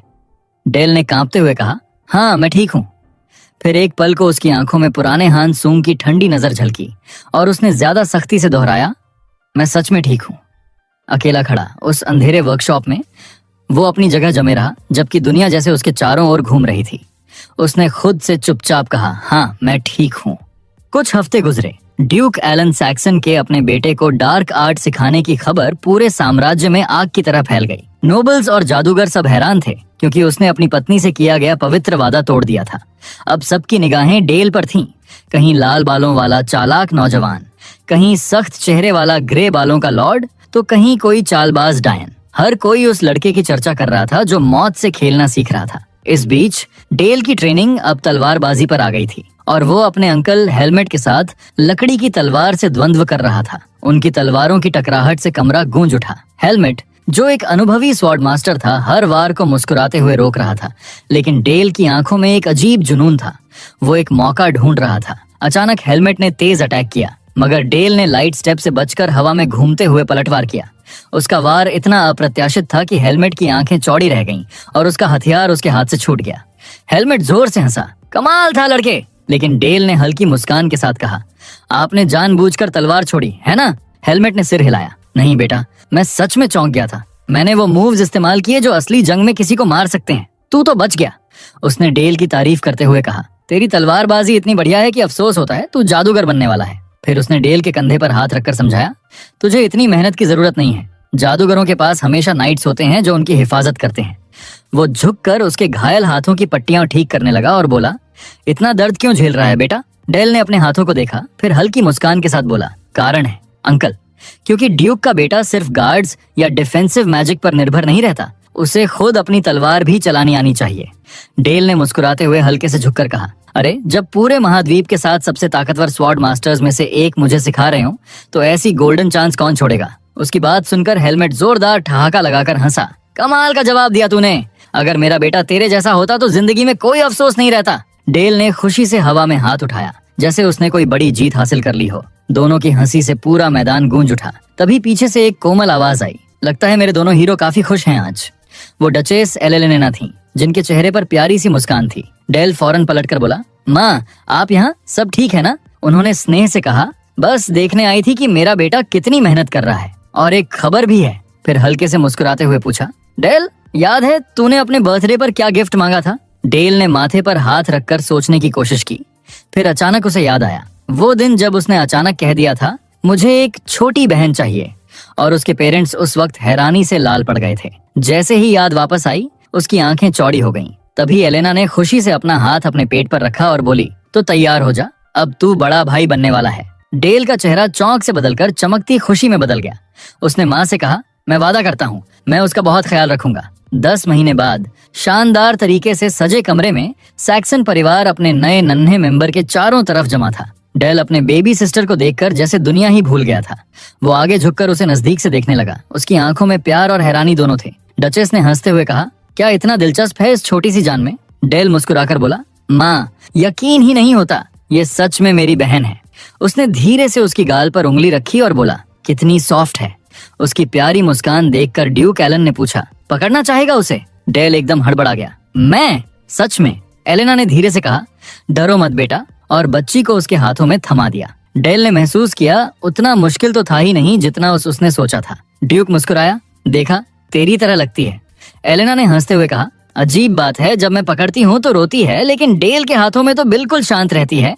डेल नीचे झुककर अपनी बहन को देखने लगा। उसकी नजरों में अपनापन, नरमी और कुछ गहराई थी। तभी ड्यूक ने पूछा, अब बता बेटा, कैसा महसूस कर रहा है? डेल कुछ पल चुप रहा, फिर गंभीर स्वर में बोला, वो हल्की है जैसे कोई पंख, लेकिन फिर भी बहुत भारी लग रही है। ड्यूक ने समझदारी भरी मुस्कान के साथ कहा, यही है जिंदगी का वजन, और कभी मत भूलना इसे। उसने बेटे के कंधे पर हाथ रखा। तभी एलेना ने हंसते हुए कहा, ठीक है मेरे जादूगर, अब वक्त हो गया तेरी क्लास का। सेफिया तेरा इंतजार कर रही होगी। सीन कट होता है बर्फीले जंगल में, जहाँ सोफिया पहले से खड़ी थी। उसने मुस्कुराकर कहा, आज की ट्रेनिंग असली कॉम्बैट होगी। डेल थोड़ा घबराया। मैं क्या सच में आपको सीरियसली अटैक कर सकता हूँ? सोफिया ने अपने चारों तरफ घूमते नीले पानी के जादू को महसूस करते हुए बोला, पूरा दम लगा कर आओ, देखते हैं कितना सुधरा है मेरा स्टूडेंट। डेल ने सिर हिलाया और नीले उजाले से चमकता जादुई सर्कल बुलाया। फिर उसने 2 तेज बर्फीले प्रोजेक्टाइल छोड़े जो हवा को चीरते हुए सोफिया की ओर बढ़े, मगर उसने सहजता से पहला स्पेल तोड़ दिया और बोली, बहुत स्लो है। फिर उसने दूसरा वार भी एक झटके में डिफ्लेक्ट कर दिया। उसके हाथ में टूटा हुआ आइस शार्ड चमक रहा था और होंठों पर एक शैतानी मुस्कान थी। वो बोली, क्या तू अपने मास्टर पर भी हाथ हल्का रखेगा? डेल पूरी तरह चुप हो गया, जैसे उसकी सारी चालें सोफिया ने पहले ही भांप ली हों। उसकी आंखों में अब घबराहट नहीं बल्कि एक ठंडी दृढ़ता थी। सोफिया ने मुस्कुराते हुए चेतावनी दी, जल्दी बैरियर डाल वरना पछताएगा। बोलते ही उसने अपने चारों तरफ घूमते नीले पानी के जादू को एक विशाल धमाके में बदला और उसे डेल की ओर छोड़ा। हवा फटने जैसी आवाज हुई। डेल की आंखें डर से फैल गईं, मगर आखिरी सेकंड में उसने हाथ उठाकर अपने चारों तरफ बर्फ की गॉन्टलेट बना ली। प्रहार इतनी ताकत से हुआ कि पूरी जगह हिल गई, लेकिन वो बच गया। उसने टूटी हुई आइस आर्मर को देखा और मन ही मन सोचा, अगर ये नहीं बनाई होती तो मैं आज गया था। सोफिया ने शांत चेहरे के साथ कहा, बुरा नहीं, इतने कम वक्त में आइस आर्मर तैयार कर लेना इम्प्रेसिव। जैसे ही बर्फ पिघलकर गिरने लगी, डेल फिर खड़ा हो गया, चेहरा सख्त, निगाहें फोकस्ड। सोफिया ने कहा, अब फिर से आओ पूरी ताकत से। डेल ने झुककर दोनों हाथ बर्फीली जमीन पर रखे। उसका मना नीली लहरों की तरह फैल गया। फिर अचानक जमीन से एक चमकदार विशाल आइस वॉल फूट पड़ी, जो दोनों के बीच उठ गई। सोफिया ने भौहें उठाई। लड़ाई के बीच में दीवार, डिफेंसिव स्पेल अब क्यों? उसने महसूस किया कि डेल ने मना स्ट्रक्चर को इतना डेंस बना दिया है कि वो दीवार लगभग अटूट हो चुकी है। उसने हाथ बढ़ाकर दीवार को छुआ और बोली, शायद उसे थोड़ा ब्रेक चाहिए। लेकिन तभी उसकी नजर उस दीवार के अंदर बहते मना पर गई। कुछ गड़बड़ थी। उसने गौर से देखा, दीवार हेक्सागोनल मना बैरियर से बनी थी। और तब उसके चेहरे पर समझ का झटका आया, फ्रॉस्ट एक्सप्लोजन फॉर्मूला। तभी पीछे से डेल की ठंडी आवाज आई, डिटोनेट, और अगली ही पल नीली रोशनी के साथ पूरी दीवार धमाके में फट गई। बर्फ के टुकड़े, धुआं और चकाचौंध फैल गई। सोफिया खुद को संभाल भी नहीं पाई। उसका चेहरा हैरानी से भरा था, जैसे उसने ये उम्मीद ही न की हो। जब धूल बैठी, डेल मलबे के बीच खड़ा था। उसके चेहरे पर जीत की मुस्कान थी। उसने खुद से कहा, आइस वॉल को मैंने पहले कंडेंस किया, फिर मॉलिक्यूल्स को कंप्रेस किया, बेसिकली एक जायंट ग्रेनेड बना दिया। उसे लगा शायद मास्टर भी इससे बच न पाती, लेकिन जैसे ही धुंध हटने लगी, उसका चेहरा डर में बदल गया। सामने सोफिया बर्फ की मूर्ति बनी खड़ी थी। डेल घबरा गया, सोफिया नहीं। तभी पीछे से वही जानी पहचानी आवाज आई, मुझे बुला रहे हो डेल? वो पलटा, असली सोफिया उसके पीछे खड़ी थी और वो आइस स्टैच्यू धीरे धीरे गायब हो गई। डेल दंग रह गया, ये इल्यूजन था? सोफिया ने हल्की मुस्कान के साथ कहा, बहुत बढ़िया किया। उसने अपनी गाल पर उंगली रखी जहाँ एक पतली कट थी और बोली, पहली सर्कल के जादूगर का स्पेल अगर मैजिक टावर की एल्डर को भी छू जाए तो ये तारीफ की बात है। डेल ने तुरंत कहा, मास्टर माफ कीजिए, मेरा मतलब आपको चोट पहुंचाने का नहीं था। सोफिया ने मुस्कुराकर जवाब दिया, नहीं, मुझे तो खुशी है इस घाव की, क्योंकि इसका मतलब है कि तूने मुझ पर भरोसा किया और पूरा दम लगाया। यही तो असली ट्रेनिंग है। उसने प्यार से उसके बाल बिगाड़ते हुए पूछा, तो बता, ये स्पेल सोच कैसे लिया? डेल ने गर्व से कहा, आपकी सिखाई हर बात से। सोफिया की मुस्कान नरम पड़ गई। उसकी आंखों में गर्व और अपनापन दोनों थे। कुछ देर बाद वो ड्यूक एलन सैक्सन से मिलने पहुंची। ड्यूक ने जैसे ही उसके चेहरे पर वो छोटा सा कट देखा, उसकी भौहें सिकुड़ गईं। क्या हुआ? सोफिया ने सहजता से कहा, थोड़ी लापरवाही हो गई। डेल का स्पेल उम्मीद से ज्यादा तेज था। ड्यूक ने गंभीर स्वर में कहा, मैं तुम्हारा आभारी हूँ सोफिया। उसने हंसकर जवाब दिया, आभार नहीं ड्यूक, ऐसे टैलेंटेड स्टूडेंट को सिखाना खुद में खुशी है। ड्यूक कुछ पल चुप रहा, फिर उसकी आवाज भारी हो गई। मगर मुझे एक और बात कहनी है। उसका चेहरा सख्त हो गया। रिपोर्ट आई है कि पहाड़ी इलाके से ऑनर्क्स हमारे इलाके में दाखिल हो रहे हैं।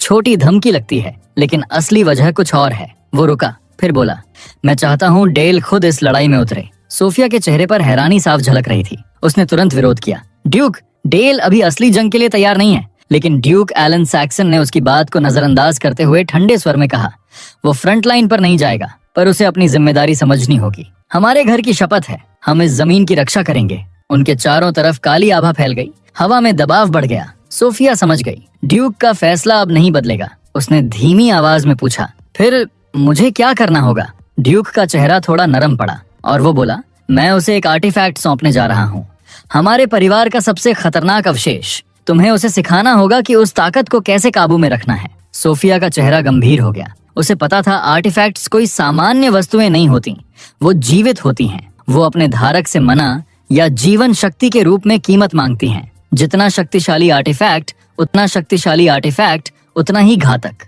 सीन बदलता है। ड्यूक, सोफिया और डेल एक भव्य गलियारे से गुजरते हैं। दीवारों पर लगी नीली ज्योतियां उनके चेहरे पर परछाइयां बना रही थीं। ड्यूक ने कहा, हमारी वंश परंपरा ने सदियों से ऐसे शक्तिशाली वस्त्र और हथियारों पर महारत रखी है।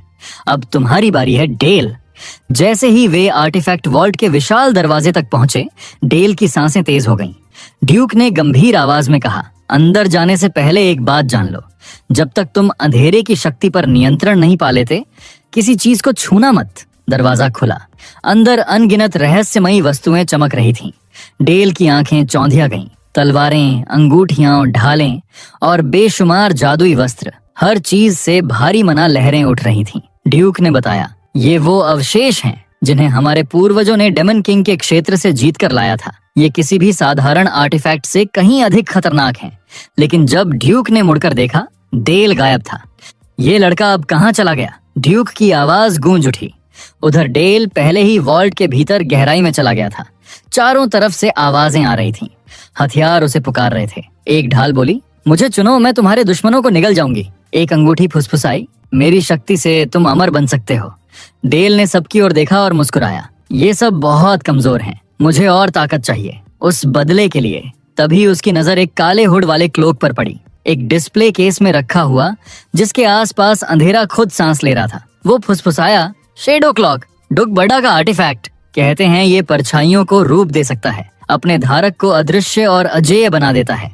बिना सोचे डेल ने वो क्लोक उठा लिया और जैसे ही उसने उसे ओढ़ा, अंधकार की लताएं उसके शरीर से लिपट गईं। पीछे से ड्यूक और सोफिया भागते हुए आए। डेल, रुक जाओ, लेकिन बहुत देर हो चुकी थी। क्लोक से काले धुएं की धाराएं फूटने लगीं। डेल को एक अंधकारमय शून्य में खींच लिया गया। वहां एक भारी गूंजती हुई आवाज गूंजी, भूख लगी है। ये कोई सामान्य परछाई नहीं थी, ये उसका पिछला धारक, एक जीवित अंधकार था। अब डेल के सामने था विल ट्रायल। अगर उसे इस क्लोक को काबू में करना है तो इस राक्षसी छाया को अपनी इच्छा के आगे झुकाना होगा। डेल ने गहरी सांस ली। उसकी आंखों में दृढ़ता चमकी। तो चलो देखते हैं कौन किसे निगलता है। अगले ही पल अंधेरे से एक विशाल दैत्याकार छाया उस पर टूट पड़ी और डेल ने अपने भीतर की सारी शक्ति केंद्रित कर दी। लड़ाई शुरू हो चुकी थी। अंधकार के बाहर ड्यूक, एलन और सोफिया स्तब्ध खड़े थे। उनके सामने डेल को पूरी तरह निगल चुका शैडो क्लोक एक विशाल काले गोले का रूप ले चुका था, जिसकी सतह हल्के हल्के कांप रही थी। कई मिनट बीत गए। हवा में सन्नाटा पसरा था। ड्यूक की चिंता हर पल बढ़ रही थी। उसने गहरी आवाज में कहा, अगर ट्रायल ऐसे ही चलता रहा तो डेल की आत्मा टूट जाएगी। वो उस छाया के अंदर से कभी वापस नहीं आ पाएगा। सोफिया का चेहरा सफेद पड़ गया। तो हमें क्या करना चाहिए? ड्यूक ने तलवार की मूठ थाम ली। उसे जबरन बाहर खींचना पड़ेगा। लेकिन तभी वो गोला जोर से धड़क उठा। धड़ाम! एक धमाके के साथ पूरा कमरा नीली चमक से भर गया। छायाएं फटकर गायब हो गईं। जब धुआं छांटा, वहां डेल खड़ा था, बिल्कुल शांत, बिना एक खरोंच के। उसकी पीठ पर वो काला क्लोक लहरा रहा था। ड्यूक की आवाज कांपी। डेल ने मुस्कुराते हुए जवाब दिया, हाँ पिता, मैं ठीक हूँ। सोफिया भागकर उसके पास पहुंची। तुम सच में ठीक हो? कुछ हुआ तो नहीं? डेल ने हंसते हुए कहा, बस थोड़ा सा चुभा था, बाकी तो मजेदार था। सोफिया की आंखें चौड़ी रह गईं। इतना भयानक आर्टिफैक्ट और ये बच्चा ऐसे बात कर रहा है जैसे कोई खेल खेल आया हो। वो सोचने लगी, कोई इंसान इतनी दुष्ट शक्ति को बिना टूटे कैसे झेल सकता है? डेल ने अपने पिता की ओर देखा और मासूम अंदाज में बोला, तो अब क्या मैं बाकी आर्टिफैक्ट्स भी ट्राई कर सकता हूँ? कुछ पल के लिए पूरा हाल शांत हो गया। ड्यूक और सोफिया दोनों के चेहरे एक जैसे थे, पूरा साइलेंस। आखिरकार ड्यूक ने गहरी सांस लेकर कहा, ठीक है, बस संभल कर। डेल की आंखों में चमक आ गई। धन्यवाद पिता। और वो दौड़ता हुआ वॉल्ट के अंदर गायब हो गया। अगले पूरे दिन और रात तक वो वहीं डूबा रहा। कुछ दिन बाद ड्यूकल फैमिली के ट्रेनिंग ग्राउंड पर उसका चाचा हेलमेट अपने भतीजे को देखकर हैरान रह गया। क्या वो सच में शैडो क्लॉक है जो तुम पहने हो? डेल ने हंसते हुए कहा, हाँ, असली वाला। हेलमेट ने माथा पकड़ा। बेटे, वो क्लोक काबू में करना बहुत मुश्किल माना जाता है। डेल ने कंधे उचका दिए। मुझे तो बस हल्की सी झंझनाहट होती है। शायद ये बस अकेला था। तभी उसके पैरों के नीचे से एक छोटा दांतों वाला शैडो प्राणी निकल आया। डेल मुस्कुराया। देखिए, लगता है ये तो दोस्त बनना चाहता है। हेलमेट जोर से हंस पड़ा। तुम वाकई बहुत दयालु हो डेल। जैसे ही वो हंसा, वो शैडो प्राणी गुस्से में चीख पड़ा। डेल ने शांति से मुस्कुराते हुए कहा, धन्यवाद अंकल। फिर बिना हिचक के उसने उस प्राणी के सिर पर पैर रख दिया और बोला, अब ये भी शांत। इसके बाद उसने कहा, अंकल, मुझे एक रिक्वेस्ट करनी है। चलिए एक असली स्पार करते हैं। हेलमेट की आंखें चमक उठी। एक असली द्वंद्व? हाँ, अब बात बनी। उसके चारों तरफ नीली औरा की लपटें उठी। धरती कांपने लगी। डेल ने उस दबाव को महसूस किया। एक पल को उसका दिल तेज धड़क उठा। हेलमेट मुस्कुराया, डर मत, मैं सिर्फ बेसिक तलवार कला से लड़ूंगा, कोई औरा नहीं। डेल ने भीतर ही भीतर सोचा, क्या सच में वो हल्के में लेगा? एक नाइट कभी आधा दिल से नहीं लड़ता। लेकिन उसके मन में कुछ और था, एक असली योजना। उसने मन में कहा, ये मौका है शैडो क्लोक को असली जंग में परखने का। जमीन पर छायाएं उभर आईं। उसने चिल्लाया, शैडो ब्लेड रश। अंधकार से बने सैकड़ों धारदार ब्लेड्स हवा में घूमकर हेलमेट की ओर झपटे। हेलमेट ने बस अपनी तलवार उठाई और एक ही वार में पूरा हमला चकनाचूर कर दिया। हवा में गूंज उठी तलवार की गूंज। डेल के चेहरे पर मुस्कान। यही तो असली शुरुआत है। डेल बस वहीं खड़ा रह गया। अपनी आंखों से यकीन नहीं कर पा रहा था कि उसके अंकल हेलमेट ने उसके मैजिक अटैक को सिर्फ अपनी ताकत से तोड़ दिया, वो भी बिना किसी जादू के, बस अपनी तलवार की रॉ पावर से। हेलमेट जोर से हंस पड़ा। उसकी गूंज पूरी ट्रेनिंग ग्राउंड में फैल गई। कमाल का वार था डेल। फिर उसने तलवार उठाई और बोला, अब मेरी बारी। और अगले ही पल वो इतनी स्पीड से आगे बढ़ा कि डेल की आंखें तक उसका पीछा न कर सकीं। डेल ने फुर्ती से पीछे हटकर पहले वार से बचा लिया और फिर बिना वक्त गंवाए अपने शैडो क्लोक से निकली अंधेरी लहरों को मैनिपुलेट कर लिया। छायाएं जमीन से उठीं और हेलमेट को घेर लिया। चारों तरफ से नुकीले शैडो स्पाइक्स निकल आए जो एक झटके में उसे जकड़ने को तैयार थे। लेकिन हेलमेट बस मुस्कुराया। ओह, दिलचस्प। और उसने एक स्पाइक को अपने लोहे के दस्ताने से पकड़ लिया, वो भी बिना किसी परेशानी के। डेल की सांसें थम गईं। उसके अंकल की ताकत देखकर वो सच्ची दहशत में आ गया। तभी हेलमेट हवा में उछला और ऊपर से अपनी विशाल तलवार को इतनी जोर से नीचे लाया कि जमीन हिल गई। डेल ने तुरंत शैडो शील्ड बना ली। वार इतनी तगड़ी थी कि जमीन में दरार पड़ गई और डेल कुछ कदम पीछे फिसल गया, लेकिन उसने ब्लॉक कर लिया। हेलमेट नीचे उतरा, थोड़ी देर तक उसे देखता रहा, फिर बोला, तूने वो वार रोक लिया जो आम तलवारों को बीच से तोड़ देता है। डेल ने अंदर ही अंदर महसूस किया कि एक आम हथियार और इस आर्टिफैक्ट की ताकत में कितना बड़ा फर्क है। हेलमेट ने मुस्कुराते हुए कहा, चलो अब 10 और राउंड करते हैं। और दोनों फिर भिड़ गए। पास खड़े दूसरे नाइट्स दंग रह गए। वो आपस में फुसफुसाने लगे कि उन्होंने कभी किसी को अपने कैप्टन के खिलाफ 2 से ज्यादा एक्सचेंज तक टिकते नहीं देखा था। लेकिन डेल तो उनसे 10 तक जा रहा था। उनमें से हर किसी ने यह महसूस किया कि यंग मास्टर डेल और उनके बीच की स्किल में कितना बड़ा गैप है। कुछ दिन बाद रात के वक्त जब डेल को मोर्चे पर भेजने की तैयारी चल रही थी, डचेस एलेना आखिरी बार उसे रोकने की कोशिश कर रही थी। उसने कहा, मैं फिर से तुम्हारे पिता से बात करूंगी। मैं तुम्हें इतनी खतरनाक जगह नहीं जाने दे सकती। डेल अपनी माँ के पास खड़ा था। वो अपनी छोटी बहन को गोद में लिए हुए थी। उसने मुस्कुराते हुए कहा, माँ प्लीज टेंशन मत लीजिए, पिता और अंकल हेलमेट दोनों वहां होंगे। लेकिन एलेना की आंखों में अब भी डर था। डेल का चेहरा गंभीर हो गया। उसने कहा, माँ मुझे मजबूत बनना है ताकि एक दिन मैं इस ड्यूकडम का भार उठा सकूं। मुझे ताकत चाहिए ताकि जब वो दिन आए तो मैं आप, पिता और अपनी छोटी बहन की हिफाजत कर सकूं। उसने अपनी सोई हुई बहन के सिर पर हल्के से हाथ फेरा और कहा, इसीलिए मुझे ये तजुर्बा चाहिए। फिर उसने अपनी माँ की आंखों में देखा और ईमानदारी से कहा, माँ मुझे जाने दीजिए ताकि मैं इतना स्ट्रांग बन सकूं कि आपकी प्रोटेक्शन बन जाऊं। उसके सच्चे शब्द सुनकर एलेना का चेहरा नरम पड़ गया। वो मुस्कुराई और बोली, ठीक है मेरे बेटे, जाओ, लेकिन वापस आना जरूर। डेल ने सिर झुकाया, घोड़े पर चढ़ा और बोला, मैं जल्द लौटूंगा माँ। अगली सुबह सूरज की पहली किरणों के साथ अस्थायी कैंप में सैनिक लाइन में खड़े थे। हेलमेट ने ड्यूक एलन सैक्सन को रिपोर्ट दी। सारे सैनिक तैयार हैं। ड्यूक ने सिर हिलाया और फिर अपने बेटे की ओर देखा। डेल, आज ऑर्डर तुम दोगे। डेल चौंक गया। ड्यूक ने आगे कहा, ये ब्लैक कैवेलरी एक दिन तुम्हारे आदेशों पर चलेगी। ये तुम्हारे नाइट्स हैं, तुम्हारा गौरव। डेल का दिल एकदम भारी हो गया। उसे एहसास हुआ कि ये उसके अपने सिपाही हैं, वो नहीं जो वो अपनी पिछली जिंदगी में हंसुंग के नाम से लीड करता था। अब ये डेल सैक्सन की लड़ाई थी। उसके भीतर एक नई आग जल उठी।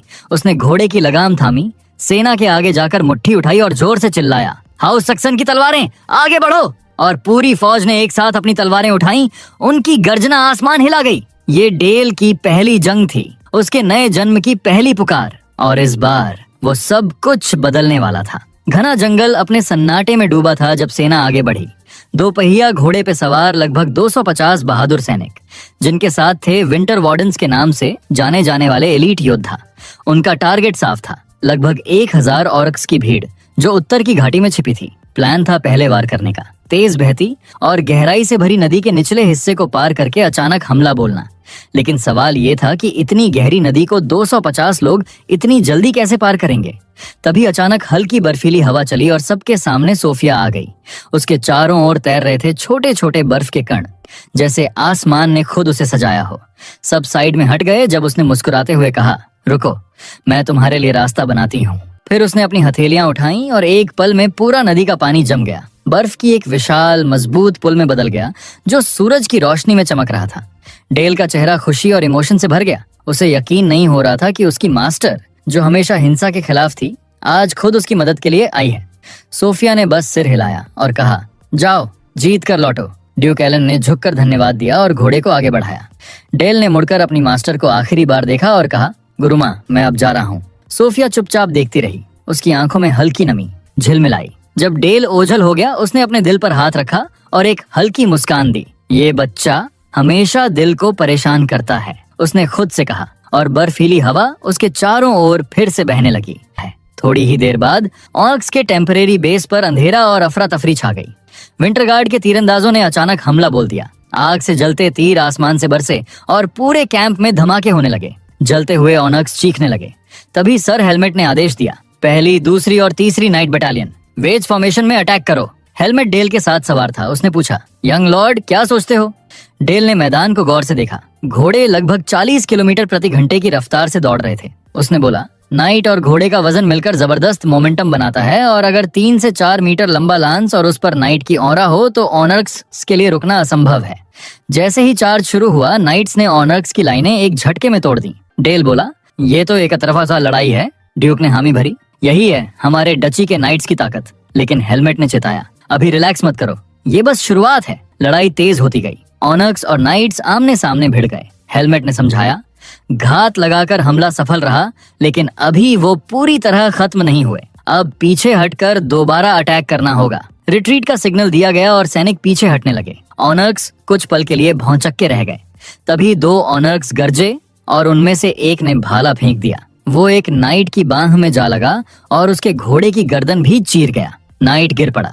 डेल ने मुड़कर देखा। हेलमेट ने ठंडी आवाज में कहा, बदकिस्मती है। ड्यूक ने सिर हिलाया, हमारी सेना को एक नुकसान हुआ, वो नाइट अब गया। डेल के मन में सवाल उठा, क्या इसका मतलब वो मर गया? ड्यूक ने जोड़ा, हाउस सैक्सन की तलवार अब दुश्मन के सामने खुली है। डेल अचानक पलटा, तो हम बस देखेंगे? उसने देखा एक ऑर्क जख्मी नाइट की ओर दौड़ रहा था, उसे खत्म करने। डेल समझ गया, अगर वो घोड़े से नीचे ढलान पर जाएगा तो देर हो जाएगी। उसने आंखें बंद की, सोचा, इस दूरी से ऑर्क की मोटी खाल को पार करना होगा, लेकिन मौजूदा जादुई फार्मूला इतना स्ट्रॉन्ग नहीं। उसने दिमाग में तेजी से कैलकुलेशन की। आइस बोल्ट स्पेल को मॉडिफाई करना होगा, उसमें बुलेट फार्मूला डाल दूं ताकि स्नाइपिंग जैसी सटीक मार हो सके, और हाँ, स्नाइपर राइफल फार्मूला को सपोर्ट में जोड़ देता हूं ताकि पावर बढ़ जाए। उसने हाथ आगे बढ़ाया और मॉडिफाइड आइस बोल्ट कास्ट किया। एक पल में बर्फीली जादुई गोली छूटी, हवा को चीरती हुई ऑनर्क के सिर में आर पार जा लगी। वो तुरंत ढेर हो गया। दूर से हेलमेट ने देखा और बोला, इतनी दूरी से भी हिट परफेक्ट, कमाल। डेल ने बिना वक्त गंवाए घोड़े को नीचे ढलान पर दौड़ा दिया। हेलमेट चिल्लाया, हे, कहाँ जा रहे हो? तभी ड्यूक ने हाथ उठाकर रोका, उसे जाने दो। हेलमेट हैरान रह गया। उसकी आंखों में सवाल थे, लेकिन ड्यूक की आंखों में जवाब पहले से मौजूद था। ड्यूक की आंखों में हल्की मुस्कान तैर गई। वो सोच रहा था, इतनी कम उम्र में अगर ये बच्चा अपना खुद का जादुई फॉर्मूला बना चुका है, और वो भी इतना खतरनाक, तो इसका मतलब है कि इसका अंदरूनी संसार पहले ही मुकम्मल हो चुका है। उधर डेल घायल नाइट तक पहुंच चुका था और उसने देखा कि बाकी ऑनर्क्स फिर से एकजुट हो रहे हैं। उसने हालात का आकलन किया। उसके सामने 2 मुश्किलें थीं। पहली, वो नाइट जो डर से जकड़ा हुआ जमीन पर पड़ा था और उठ नहीं पा रहा था। दूसरी, उसका खुद का नया जादुई फॉर्मूला जो बहुत लंबा था, डायरेक्ट कॉम्बैट के लिए बेकार। उसने सोचा मुझे इसे छोटा करना होगा, जैसे मैथ्स के फॉर्मूलों को शॉर्ट कर दिया जाता है। उसके दिमाग में नाम आया, आइस 98 मैग्नम। फिर खुद ही हंस पड़ा, बहुत लंबा है, चलो इसे बस आइस बुलेट कहते हैं। उसी वक्त एक और घायल नाइट की ओर झपटा। डेल ने बिना हिचके नया स्पेल आइस बुलेट कास्ट किया। बर्फ की गोली हवा में बिजली की तरह दौड़ी और ऑनर के सिर को चीर गई। वो नाइट के ठीक पीछे गिर पड़ा। जमीन पर बैठा नाइट डेल की ओर देखता रहा, आंखों में डर और हैरानी। यंग लॉर्ड, आप यहाँ? डेल उसके सामने खड़ा हुआ, मुस्कुराया और बोला, डर मत, हाउस सैक्सन कभी भी उस तलवार को नहीं छोड़ता जो वफादारी दिखाए। नाइट की आंखों में आंसू आ गए। उसका दिल गर्व और कृतज्ञता से भर गया। लेकिन बाकी ऑनर्स गरजते हुए आगे बढ़े। डेल ने अपना क्लोक ऑफ शैडो फैलाया और कहा, चलो अब उन्हें निगल जाओ। सैकड़ों काले ब्लेड जैसे साए जमीन से उठे और ऑनर्स पर टूट पड़े। ऑनर्स चीखने लगे, पर साए उन्हें फाड़ते गए, पीसते गए, जब तक बस उनकी हड्डियां बाकी न रह गईं। डेल ने आखिरी बचे ओनक की तरफ देखा, मुस्कुराकर बोला, अभी तक भागा क्यों नहीं? और फिर आइस बुलेट कास्ट किया। बर्फ की गोली ने उसकी खोपड़ी आर पार कर दी। डेल ने धीरे से कहा, अब सब ठीक है। तभी पीछे से घायल नाइट की आवाज आई, मेरे पैर हिल नहीं रहे। कुछ पल बाद सर हेलमेट बाकी नाइट्स के साथ वहां पहुंचे। उन्होंने देखा डेल अपने कंधे पर उस घायल नाइट को उठाए हुए था। डेल ने मुस्कुराकर कहा, आखिर आ गए, अब आगे तुम्हारे हवाले। हेलमेट ने तुरंत आदेश दिया, सभी नाइट बटालियंस एक साथ अटैक करो हाउस सैक्सन के लिए। और तभी मैदान गूंज उठा, यंग लॉर्ड डेल के लिए। आवाजें आसमान तक गूंजी। कुछ समय बाद सैक्सन बेस पर ड्यूक ने अपने बेटे को गले लगाया और कहा, ऑनर्क सब्जुगेशन ऑपरेशन पूरी तरह सफल हुआ, शाबाश डेल। पर उस खुशी के बाद ड्यूक ने गंभीर चेहरा बनाया और बोला, डेल मुझे तुमसे कुछ पूछना है। डेल थोड़ा हक्का बक्का, क्या मैंने कुछ गलत किया?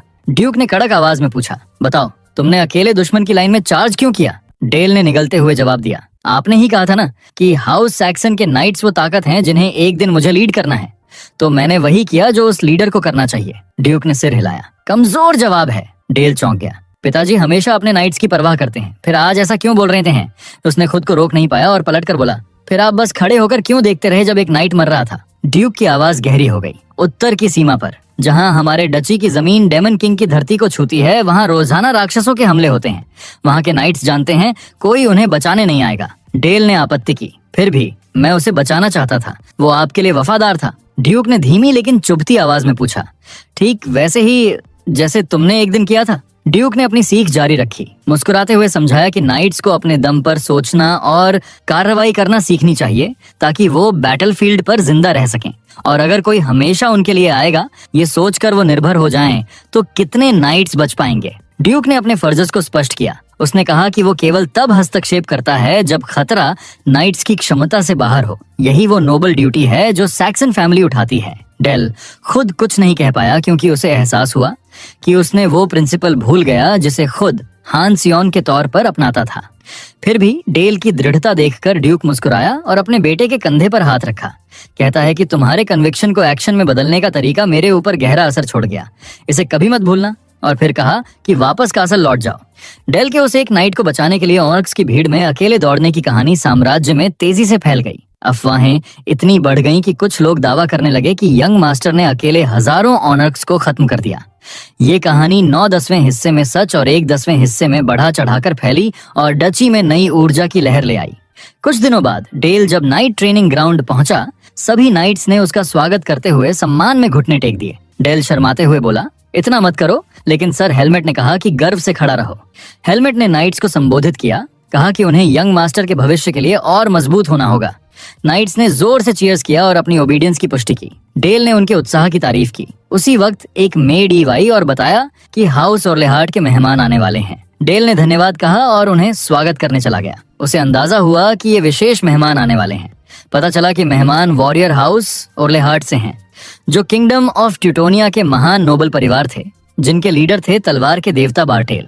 हाउस ओर्लेहार्ट की जानकारी में बताया गया कि जब एम्पायर ने यूनिफिकेशन वॉर शुरू की तो किंगडम ऑफ ट्यूटोनिया गिर गया और तलवार के देवता बार्टेल की मृत्यु के बाद परिवार ढह गया। कासल में वापस डेल ने देखा कि सर हेलमेट सोच में खोए हुए हैं। वह उनके पास गया और अनुमान लगाया कि शायद वो तलवार के देवता यानी खुद हेलमेट को नाइट बनाते हुए मार्ग दिखाने वाले व्यक्ति के बारे में सोच रहे हैं। हेलमेट ने माना कि इसका स्वाद कड़वा है। ड्यूक ने देखा कि डेल समय पर पहुंचा और ट्रेनिंग कर रहा था, जिसे डेल ने पुष्टि की। उसी समय एक सर्वेंट ने मेहमान के आने की सूचना दी और ड्यूक ने आदेश दिया कि उन्हें पूर्ण सम्मान दिखाया जाए। 2 महिलाएं आईं, वेनेसा एर्लहार्ट और उनकी छोटी बेटी शार्लोट, और झुककर सलाम किया। ड्यूक ने बिना किसी एस्कॉर्ट के उनकी उपस्थिति की सराहना की। वेनेसा ने विनम्रता से खुद का परिचय दिया और ड्यूक ऑफ सैक्सन का अभिवादन किया। ड्यूक ने उनका स्वागत किया। फिर वेनेसा ने अपनी बेटी शार्लोट का परिचय दिया, लेकिन शार्लोट ने गुस्से में कहा, माँ। डेल ने उसकी अजीब प्रतिक्रिया पर ध्यान दिया। अचानक शार्लोट ने अपनी माँ से चिल्लाया, आप ऐसे लोगों को क्यों सलाम कर रही हैं? वेनेसा घबरा गई और अपनी बेटी का नाम पुकारा। जैसे ही वेनेसा अपनी बेटी को शांत करने की कोशिश करती है, ड्यूक शांत रहते हुए बीच में आए और सराहना की कि उन्हें लंबी और थकाऊ यात्रा करनी पड़ी होगी। ड्यूक ने डेल से कहा कि वह लेडी शार्लोट के साथ जाए और कासल दिखाए, और डेल ने सहमति जताई। डेल ने शालीनता से अपना हाथ बढ़ाया ताकि शार्लोट को रास्ता दिखा सके, लेकिन उसने अचानक उसके हाथ को जोर से थप्पड़ मारकर दूर कर दिया और चिल्लाई कि उसे छूना बंद करे। डेल हैरान रह गया। वहीं ड्यूक और डचेस अपनी बच्ची को गोद में पकड़े हुए हैरानी से देख रहे थे। शार्लोट ने ठहाका लगाया और उन्हें रूड इंपीरियल नोबल्स कहा। वेनेसा अपनी बेटी पर चिल्लाई और उसे तुरंत यंग लॉर्ड से माफी मांगने का आदेश दिया। शार्लोट ने उसे नजरअंदाज किया और गुस्से में कमरे से बाहर निकल गई, जबकि डेल उसके पीछे आवाज लगाते हुए बोला कि रुको। जब शार्लोट ने दरवाजा जोर से बंद किया, वेनेसा अपनी बेटी की बदतमीजी के लिए जोर जोर से माफी मांगती है, समझाते हुए कि वह आमतौर पर ऐसी नहीं है, लेकिन हाल ही में हुई किसी घटना के कारण वह इतना जबरदस्त प्रतिक्रिया दे रही है। डचेस एलेन ने पूछा कि क्या हुआ? वेनेसा ने बताया कि कुछ समय पहले काउंट ब्रैंडनबर्ग, एक होली नाइट, उनकी जमीनों का इंस्पेक्टर नियुक्त हुआ। उसने बताया कि काउंट ब्रैंडनबर्ग अपने टाइटल दी पिग किंग जितना प्रसिद्ध है, उतना ही होली स्वॉर्ड मास्टर के लिए भी मशहूर है। वह किसी भी टैलेंटेड वॉरियर, चाहे लड़का हो या लड़की, को हासिल करने का जुनूनी है और उन्हें जबरदस्ती नियंत्रित करने की कोशिश करता है, चाहे लड़की अभी पूरी तरह से बड़ी न हुई हो। उसने खुलासा किया कि वे मुश्किल से भाग सके जब तक उसने अपनी बेटी पर हाथ नहीं रखा, लेकिन वह डरावनी यादें मिटाना असंभव था। वे स्वीकार करती हैं कि वह अपनी बेटी की सुरक्षा के लिए कुछ भी करेंगी, लेकिन एक फॉलन नोबल होने के कारण उनकी शक्ति नहीं है। वह ड्यूक से प्रार्थना करती हैं कि उनकी बेटी शार्लोट को हाउस सैक्सन में मेड के रूप में स्वीकार कर लें, ताकि ब्रैंडनबर्ग उसे फिर कभी नहीं छू सके। इस बीच डेल ट्रेनिंग ग्राउंड में शार्लोट को पाता है और सोचता है कि वह यहाँ क्यों आई, अनुमान लगाते हुए कि नाइट्स का खून उसके रगों में है। वह उससे पूछता है कि क्या वह जानती है कि कहाँ जा रही है, और वह कहती है नहीं। वह उससे पूछती है कि क्या उसका हाथ, जिसे उसने थप्पड़ मारा, ठीक है। डेल जवाब देता है कि सब ठीक है और कहता है कि चिंता मत करो। शार्लोट राहत महसूस करती है। डेल नोटिस करता है कि वह पहले रो रही थी और सोचता है कि वह अभी भी उस घटना के बारे में सोच रही है और अपनी कठोर बाहरी स्थिति के बावजूद वह अभी भी सिर्फ एक बच्ची है। अचानक शार्लोट मुड़ती है और अपनी तलवार निकालती है, घोषणा करते हुए कि ऐसे में उसे उसके साथ ड्यूल करना होगा। वह डेल ऑफ सैक्सन को आदेश देती है कि अपनी तलवार निकालें। डेल हैरान है और सोचता है कि यह लड़की शार्लोट जो चाहती है वही करती है। शार्लोट मांगती है कि वह उसके साथ लड़ाई करे। डेल पूछता है क्यों, और वह जवाब देती है कि उसने बहुत सी अफवाहें सुनी हैं। शार्लोट बताती है कि उसने सुना है कि वह अद्भुत व्यक्ति है जिसने अकेले हजारों ऑनर्क्स को हराया और एक गिरे हुए नाइट को बचाया। डेल सोचता है कि कहानी पूरी तरह वैसी नहीं है। डेल फिर हल्के से मुस्कुराता है, होंठों पर एक व्यंग्यात्मक भाव लिए। लड़ाई? पहले मुझे कोई वजह तो दो। वह मजाक उड़ाते हुए कहता है, या फिर तुम भी उस कहानी पर यकीन करती हो, उस आदमी की जो अकेले हजारों नर्क्स को काट कर एक नाइट को बचा लाया। शार्लोट उसकी बातों से जरा भी नहीं हिलती। वह गंभीर स्वर में कहती है, मैं उस इंसान को हराना चाहती हूँ जिसे कोई हरा नहीं सका, ताकि सबको साबित कर सकूं कि मैं उससे भी ज्यादा ताकतवर हूँ। तब मैं साबित कर पाऊंगी कि मैं अपने घर की रक्षा कर सकती हूँ। उससे? डेल की आंखें सिकुड़ जाती हैं। उससे? कौन? शार्लोट के होंठ कांपते हैं। Count Brandenburg. उस नाम के सुनते ही डेल का चेहरा सख्त पड़ जाता है। एक पल में उसकी आंखों में आग सी भड़क उठती है। वही नाम, वही गद्दार जिसने पिछली जिंदगी में उसे धोखा दिया था और उसकी हत्या की थी। ब्रैंडनबर्ग। वह भीतर ही भीतर उबल उठता है, पर अगले ही पल उसका दिमाग ठंडा हो जाता है। वह सोचता है, तो हम दोनों का दुश्मन एक ही है। ये लड़की मेरे काम की साबित हो सकती है, लेकिन पहले इसे असली दुनिया का स्वाद चखाना होगा। वह अचानक आगे बढ़ता है और उसकी तलवार को हल्के झटके से किनारे कर देता है। शार्लोट हकबका जाती है।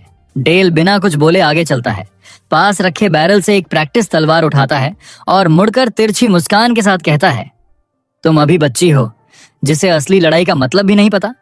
फिर वह तलवार घुमाते हुए कहता है, चलो देखते हैं तुम्हारे अंदर कितनी आग है। शार्लोट दांत भींचती है, मुझे रोकने की कोशिश मत करना, मैं पहले ही पूरी ताकत से लड़ने वाली थी। वह आगे झपटती है। उसकी रैपियर से हरे रंग की आभा निकलती है जो हवा को चीरती हुई आती है, पर डेल बेहद सहजता से उसका वार रोक देता है। धड़ाम! तलवारों की टक्कर से बर्फ उड़ जाती है। शार्लोट फिर से वार करती है। 1, 2, 3।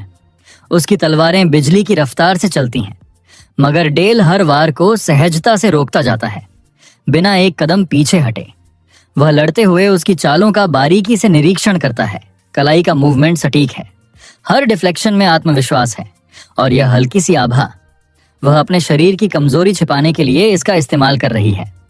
डेल को एहसास होता है कि शार्लोट अपनी सीमाओं को पार करने के लिए ऑरा एनर्जी का इस्तेमाल कर रही है, एक भारी तलवार को संभालने के लिए जो उसकी उम्र के हिसाब से बहुत बड़ी है।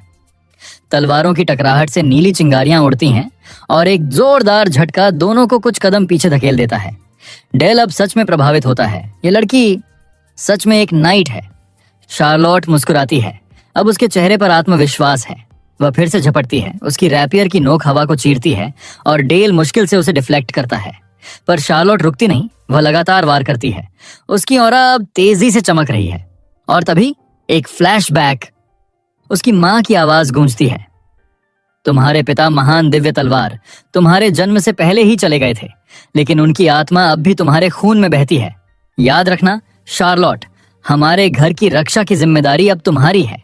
वहीं से शुरू हुआ था शार्लोट का दृढ़ संकल्प, अपने पिता की जगह अपने घर की ढाल बनना। बावजूद इसके कि उनका साम्राज्य ढह चुका था, शार्लोट का प्रशिक्षण कभी नहीं रुका। बर्फीली रातों में जर्जर दीवारों के बीच भी वह अपने पिता की तलवार चलाने के ढंग को दोहराती रही। अब वर्तमान में वही याद उसकी निराशा को ईंधन देती है। उसकी आंखों में आंसू हैं, पर दिल में ज्वाला। वह अपनी पूरी ताकत और ऑरा अपने हर वार में झोंक देती है। उसकी सांसें तेज हो जाती हैं, पर सामने खड़ा यह लड़का डेल सैक्सन हर वार को बिना किसी प्रयास के रोक देता है। क्यों ये हर चाल पहचान लेता है? वह सोचती है, क्या उसकी आंखें मेरी तलवार की हर दिशा देख लेती हैं, या क्या वह मुझसे कहीं ज्यादा तेज है? वह चीखती है आह और आखिरी वार के लिए दौड़ती है, जैसे अपनी सारी उम्मीदें उसी वार में डाल दी हों। लेकिन धड़ाम! एक ही पल में डेल अपनी तलवार घुमाता है और उसके रैपियर को एक सटीक झटके से उड़ा देता है। तलवार बर्फ में धंस जाती है। शार्लोट घुटनों के बल गिर जाती है, उसकी सांसें टूटी हुई और दिल बिखरा हुआ। वह बर्फास में झुकी हुई पूछती है, मैं क्यों नहीं जीत पा रही? डेल धीरे से जवाब देता है, उसकी आवाज में कोई घमंड नहीं, बस सच्चाई, क्योंकि तुम दिव्य तलवार नहीं हो। शार्लोट का चेहरा सुन्न पड़ जाता है। फिर डेल की आवाज थोड़ी कोमल हो जाती है, लेकिन अपने पिता की बेटी होने पर तुम्हारा गर्व, वह गलत नहीं है। फिर भी वह कड़वी सच्चाई कहता है, जैसी तुम अभी हो वैसी रहकर तुम अपने घर को उस ब्रैंडनबर्ग से नहीं बचा पाओगी। उसके शब्द शार्लोट के दिल में तीर की तरह उतरते हैं। उसकी आंखों से आंसू बहने लगते हैं। वह बमुश्किल बोल पाती है, वह पवित्र तलवारबाज मुझसे 10 गुना नहीं 100 गुना मजबूत है, तो मैं क्या करूं? डेल कुछ पल उसे देखता रहता है, फिर अपनी आवाज धीमी लेकिन दृढ़ बना लेता है। मैं डेल ऑनफ हाउस सैक्सन अपने परिवार के नाम की शपथ लेता हूं कि मैं हाउस ऑन हार्ट का रक्षक बनूंगा। शार्लोट की आंखें फैल जाती हैं। वह स्तब्ध रह जाती है, समझ नहीं पाती कि यह लड़का क्या कह रहा है। डेल उसकी रैपियर उठाता है और बर्फस में खड़ा होकर सोलोमन स्वर में कहता है, जब तक तुम खुद इतनी ताकतवर नहीं बन जाती कि उस ब्रैंडनबर्ग को हर सको, तब तक मैं और पूरा सैक्सन घराना तुम्हारी ढाल बनकर खड़े रहेंगे। शार्लोट, जो अब भी घुटनों के बल बैठी है, कांपती आवाज में पूछती है, तुम ऐसा क्यों करोगे? डेल उसकी तलवार उसकी ओर बढ़ाते हुए शांत स्वर में कहता है, क्योंकि तुम्हारी तलवार इसकी कीमत है। फिर वह शर्त रखता है, अगर तुम मुझसे यह सुरक्षा चाहती हो तो वचन दो कि एक दिन तुम खुद मेरे लिए और हाउस सैक्सन के लिए तलवार बनोगी। शार्लोट अपने आंसू पोंछती है, कुछ पल चुप रहती है, फिर उसके होंठों पर हल्की सी मुस्कान आती है। ऐसा प्रस्ताव मैं ठुकरा ही कैसे सकती हूं? वह अपनी रैपियर पकड़ती है, घुटनों के बल झुकती है और गंभीर स्वर में कहती है, मैं शार्लोट ऑनहार्ट अपने नाइट की शपथ पर यह वचन देती हूं कि मैं हाउस सैक्सन की तलवार बनूंगी। बर्फीले मैदान पर 2 आत्माओं का यह वचन गूंज उठता है। देखने में भले यह एक बचकाना वादा लगे, पर उनके शब्दों में वह दृढ़ता थी जो एक सच्ची प्रतिज्ञा बन गई। 2 किस्मतों का बंधन एक सफेद बर्फर से ढके प्रशिक्षण मैदान पर। उसी दिन बाद में ड्यूक के ऑफिस में यह मामला आधिकारिक रूप से तय हो जाता है। लेडी वेनेसा के अनुरोध पर शार्लोट को औपचारिक रूप से हाउस सैक्सन की मेड बना दिया जाता है। ड्यूक एलन सैक्सन हल्की हैरानी से अपने बेटे की ओर देखते हैं। तुमने यह स्वीकार भी कर लिया बिना किसी आपत्ति के? फिर संदेह भरी निगाहों से पूछते हैं, डेल बताओ उस लड़की के साथ असल में हुआ क्या? डेल शांति से जवाब देता है, हमने एक वचन लिया है। मैंने सैक्सन नाम की शपथ लेकर हाउस ऑन हार्ट की रक्षा का प्रण किया है। ड्यूक का चेहरा गंभीर हो जाता है, उनकी आवाज भारी पड़ती है। क्या तुमने यह सब सिर्फ तरस के कारण किया? डेल तुरंत सिर उठाकर दृढ़ स्वर में कहता है, नहीं पिता, बिल्कुल नहीं। ड्यूक पूछते हैं, तो फिर तुम इस प्रतिज्ञा से क्या पाना चाहते हो? डेल मुस्कुराता है, उसके चेहरे पर अब रणनीतिक ठंडापन लौट आता है। शार्लोट दिव्य तलवार की एकमात्र उत्तराधिकारी है। उसकी प्रतिभा असाधारण है। उसके साथ नया वचन बांधकर मैंने भविष्य की सबसे बड़ी संपत्ति सुनिश्चित की है। वह आगे कहता है, मेरा असली लक्ष्य एक नई दिव्य तलवार को गढ़ना है जो एक दिन हमारे डची के लिए उठेगी। ड्यूक एलन कुछ पल तक अपने बेटे की ओर ऐसे देखता रहा जैसे उसके शब्दों का वजन समझने में वक्त लग रहा हो। फिर उसकी सख्त आंखों में गर्व की हल्की चमक उभरती है, चेहरे पर संतोष की मुस्कान आती है। गुड, वह बस इतना कहता है। डेल भीतर ही भीतर संतुष्ट होता है, तो यह जंग मैंने जीत ली।